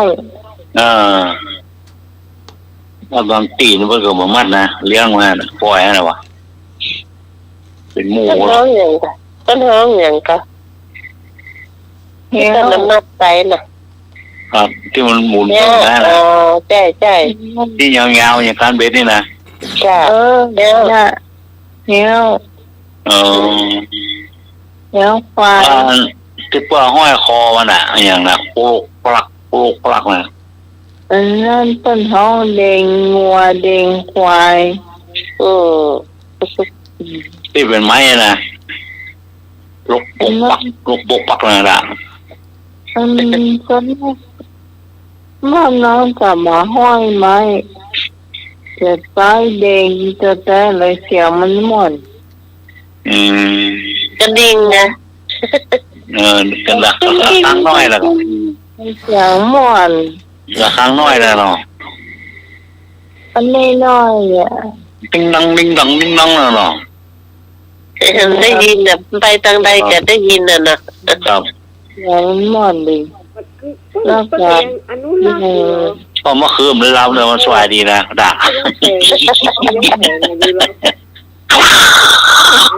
ตอนที่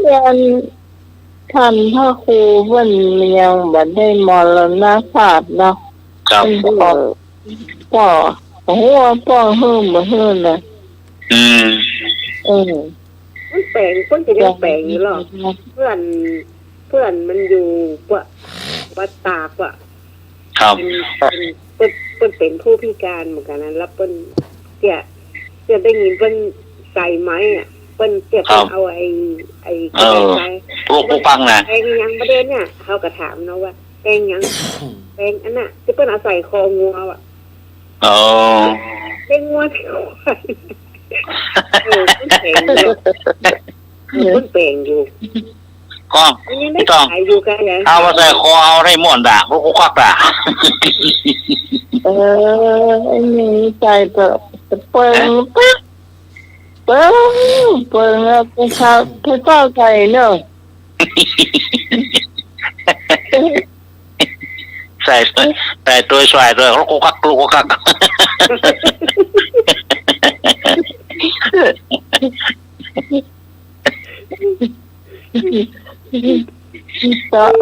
ก็มาใส่เถอะ มีขายของเราด่ะ จ้างคนแต่งแล้ว อ๋อไม่เดียวมาให้ไม่บุกปักนะ นมัสการครับ ครับ เพื่อนน้องเครื่องประดับยาเครื่องประดับควายครับ ประดับงัวครับ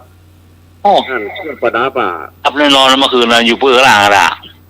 น่าจะเหมือนกับคนเนี่ยกะน่าใส่เครื่องประดับเนี่ย มีสร้อยแบบ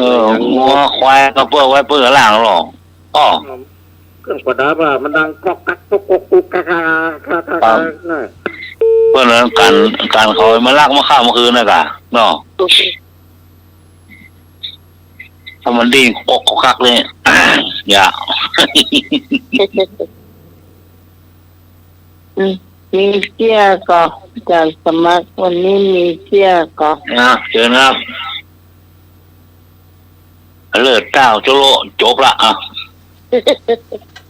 ถ้าเลิศก็จบแล้วเนาะ ครับ ต่อไปไปเที่ยการสมัคร หลวงพ่อสวัยพระครูปริยัติยานุศาสตร์มาแอลเนาะ ครับ จบ อะไร ฮะตอนนี้ก็ อะไร พักอยู่ที่กุฏิไม้เนาะ อ๋อ มาแอลหาเนาะ ครับ ลูกศิษย์ลูกหาพระน้อยปีโปดีโดเนนแสงเนนปาโลหลวงพ่อตุกโตหลวงพ่อจันทุมินเนาะก็มากราบมาไหว้เนาะ ครับอ๋อ เขาเรียนบาลีอยู่ที่วัดพระธาตุวัดดอยสะพันยูเนาะ ครับ เดี๋ยวที่ห้าเด็กวัดพาประสงค์ไปหาหมอเนาะ อ๋อ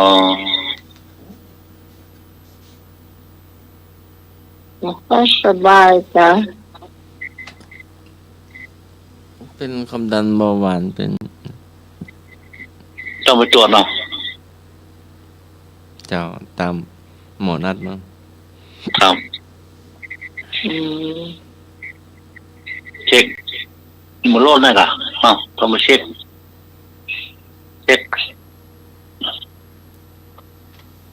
โรคสองโรคมันจะว่ามาเป็นกัน ท้องโรคเพกเกตความดันเบาหวานไขมันท้องเพกเกตโรคเพกเกต พักเกตนี้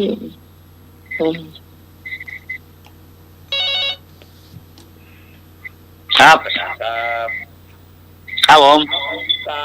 สมัครท่านครูปริยัติยานุศาสตร์มาวัดป่าหินครับ วันงานก็เชิญเพื่อนไปบ้านคุณพิสมัยด้วยกันจะเดินไปพบกันเลยครับผมนับถือท่านครับครับ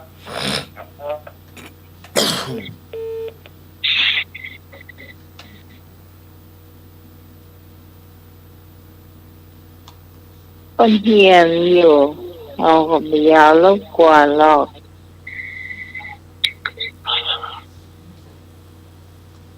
ใช่ตอบวันลีมาได้กรอบหรือยังหรือว่ายัง เรียนหนังสืออยู่เนาะ อืม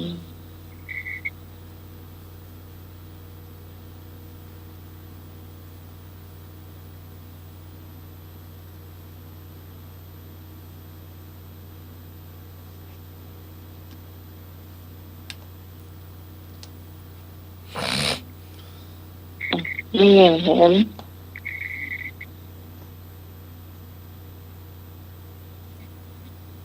นี่เห็นไอ้ยูไอ้ยัง โซเทียมรณาการสมัคร จบเป็นเรื่องละ ครับ เห็นเรื่องก็ ครับ เห็นว่าห้ามจุดไฟแล้วนะ ห้ามเผาห้ามจุดไฟอ่ะ ครับเพื่อมาเผา เห็ เนาะ นว่าขึ้นเจ้าแต่ว่า เออ มันควรกล้าหรือมัน มันห้ามจุดต้องมานอนเนาะ ครับ ครับ ก็เห็นออก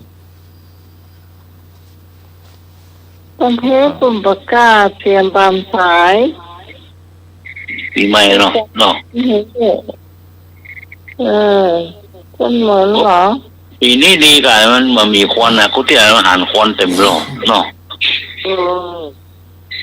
กุฏิควันเต็มเลยอ่ะโต โอ้ปีนี้ยังแฟนน่ะ ครับปีนี้มาเราหนาวอ่ะโอ้ปีนี้หนาวมือเลย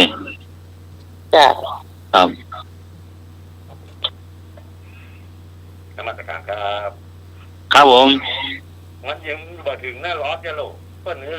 เดือนเมษาพุ่น ครับ เพื่อประกาศจับเหรอถ้าใครเผาอย่างเงี้ยประกาศจั ครับ กับนมัสการครับ ครับผมเดือนหน้าแรงลมดวยพัดมะม่วง ตั้งละปูน365 วันห้ามเผาอ่ะเพิ่นจะกำหนดว่า ถึงว่าห้ามถึงวันนี้เหรอแต่เชียงใหม่นี่ถึง31 พฤษภานี่ห้ามเผาเนี่ย ครับ และละปูนนี่365 วันห้ามเผาอ่ะ อ๋อ ต้องห้ามบ่อยต้องซ้ำอ่ะ ได้กินแกงอ่ะเข้าเรื่องมันเรื่องเข้าแล้วกันเนาะ เผาคือเผาที่แย่อย่างนี้นะรังไฟแต่ถ้าจะมีอยู่จ้ะใกล้หลวง ดังไฟนึ่งเข้าเบาไฟนี่ไม่ได้กินแล้วเนาะควันออกลูกตุง โอ้บ้าได้หรอเอาไปว่าอย่างมันนี่ไม่ได้ อ๋อ อันนี้จะหลวงก็กงฮะเนาะจะได้ใจสักเตื้อ แกงว่ากัดหม้อดินนั่นแหละใส่หลัวนั่นแหละโอ้ จ้ะ หมอแกงว่ากัดแกงทะเลนั่นแหละหม้อดินนั่นแหละหม้อตรงโมงนะอ๋อ ที่จริงนะถ้าเก่งตั้งหลวงตั้งฐานนี่นะล่ำกว่า ลำก่ะคนมันเข้าในแกงหรอ จ้ะล่ำกว่าเก่งแก๊สเก่งอย่าง ครับแกงเนี่ยมันแก๊สมันมีอารมณ์เลยอ่ะ โซ่อะไรเนาะ จ้ะ ครับอ้าวเจี๊ยเนาะ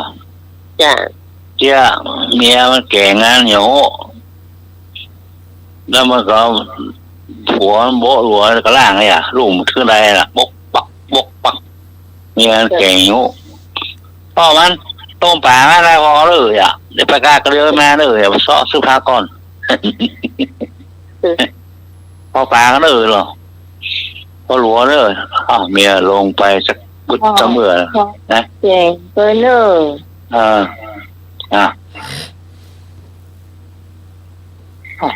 ลงไปกัดเดินมาจากบนหัวก็ขึ้นคอยคอโอ้โหเนี่ยมันแกงปลาอย่างแกงโคกอยู่นั่นโล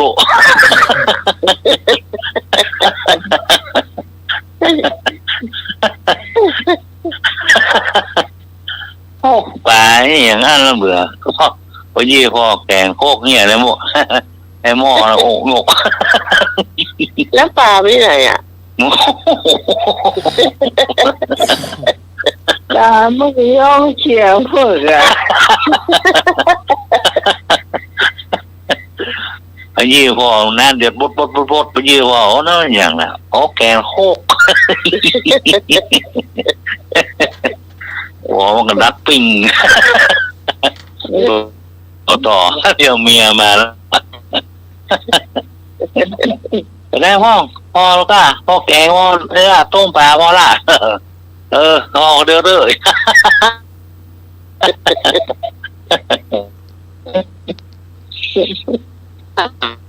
อย่างนี้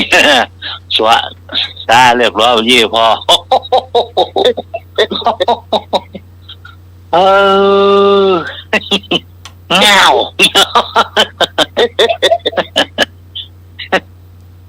ได้หรอกเอานะโอ้เงา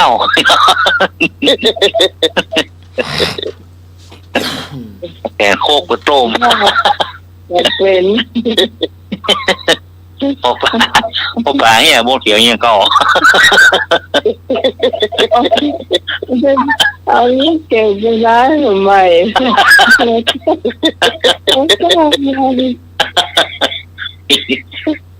ลำหมดเก่งนี่ให้ลำเชื่อตีหรอ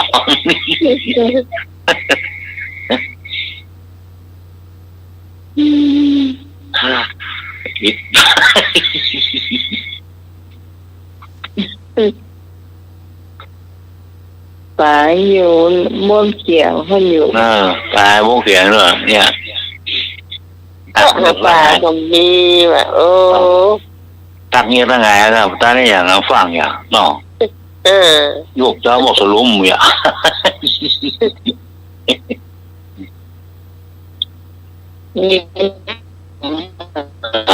ชอบซื้อพักซื้อเองมาครับเนาะพอปางเลยเนี่ยเบื่อพอเลยมันเละนะเนาะพอร้อนเลยโซ่ร้อนเลยอ่ะยี่พอเนาะแกนโคก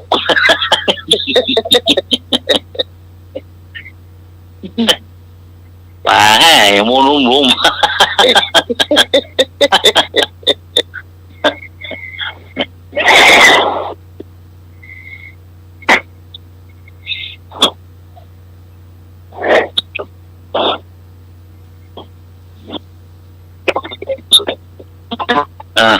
จบละเจ้าว่าครับเดี๋ยวก็ได้พอ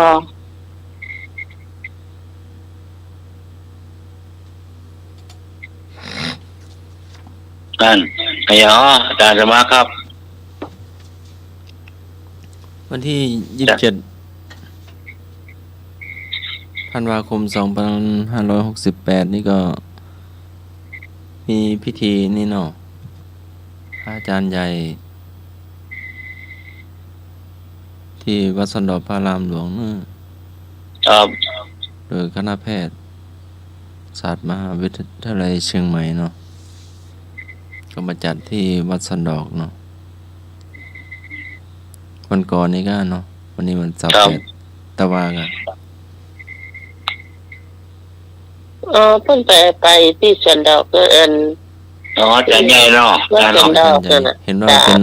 600อาจารย์นู่นน่ะโอ้พระราชทานเอาหันกำเดียวเนาะน่าจะทำไม่ได้600 ป่ายกันเนาะโอ้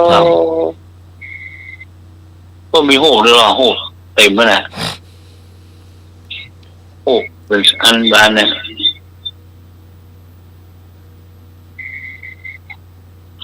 โอ้ไฟไพร่ทานแล้ว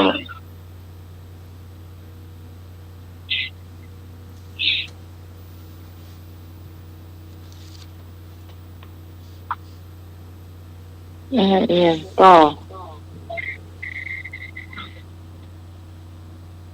ไอ้ยัง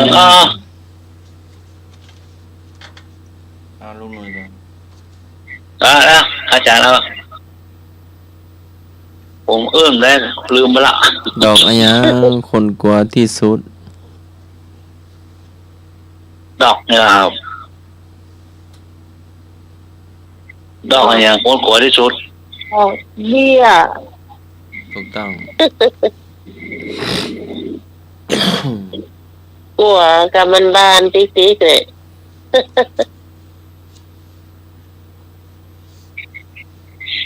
ยืม100หักเวลาเช้าเรียก80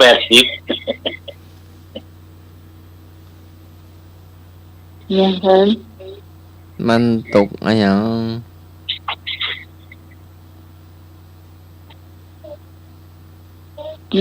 มันตกอะไรอย่าง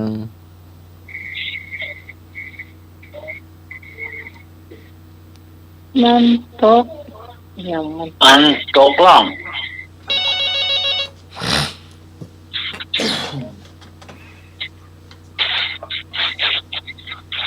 ครับครับดอกเบี้ยผมบอกหัวครับผมหัวร้อยละสาวแบบกว่าครับ ครับ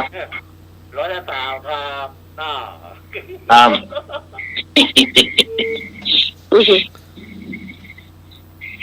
มันตกอะไรอย่างตกติดตกตะวันจันทร์ตกเดือน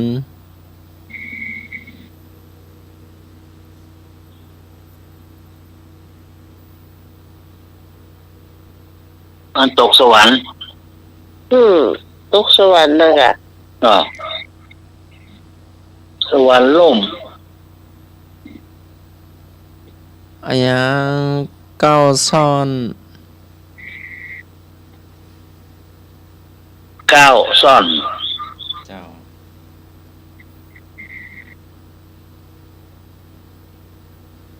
ก้าวซ่อน ซ่อนเศร้า ปลูกต้น ก้าวซ่อนซ่อนเศร้า ก้อนเศร้า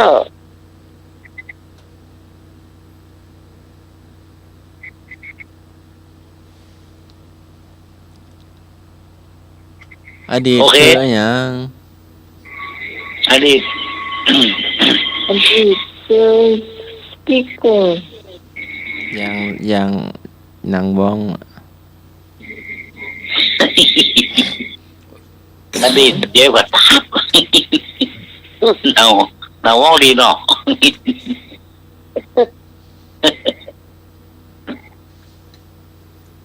อะไรอย่างสุกเป็นหัด สุกเป็นฮาดวะ ก็ เข้า เป็น เข้าโตขี้ใจ มานอเน่ นั่นแน่คืออย่าง น้อย มันนั่นแน่คืออย่าง มาน้อยนาก็ ไอ้ยังลูกอะไรทราบเหมือนเล่า ละมุดมุดสุกนี่แหละ อย่างสุกเป็นแพ เออสุกเป็นแพรบัว กล้วยบะ ฮะ กล้วยบะ กล้วย ไม่นะเอ๋สุกเป็นตา เสือ ฮะ ขันนัดว่าขันนัด ขนาด สุกเป็นตา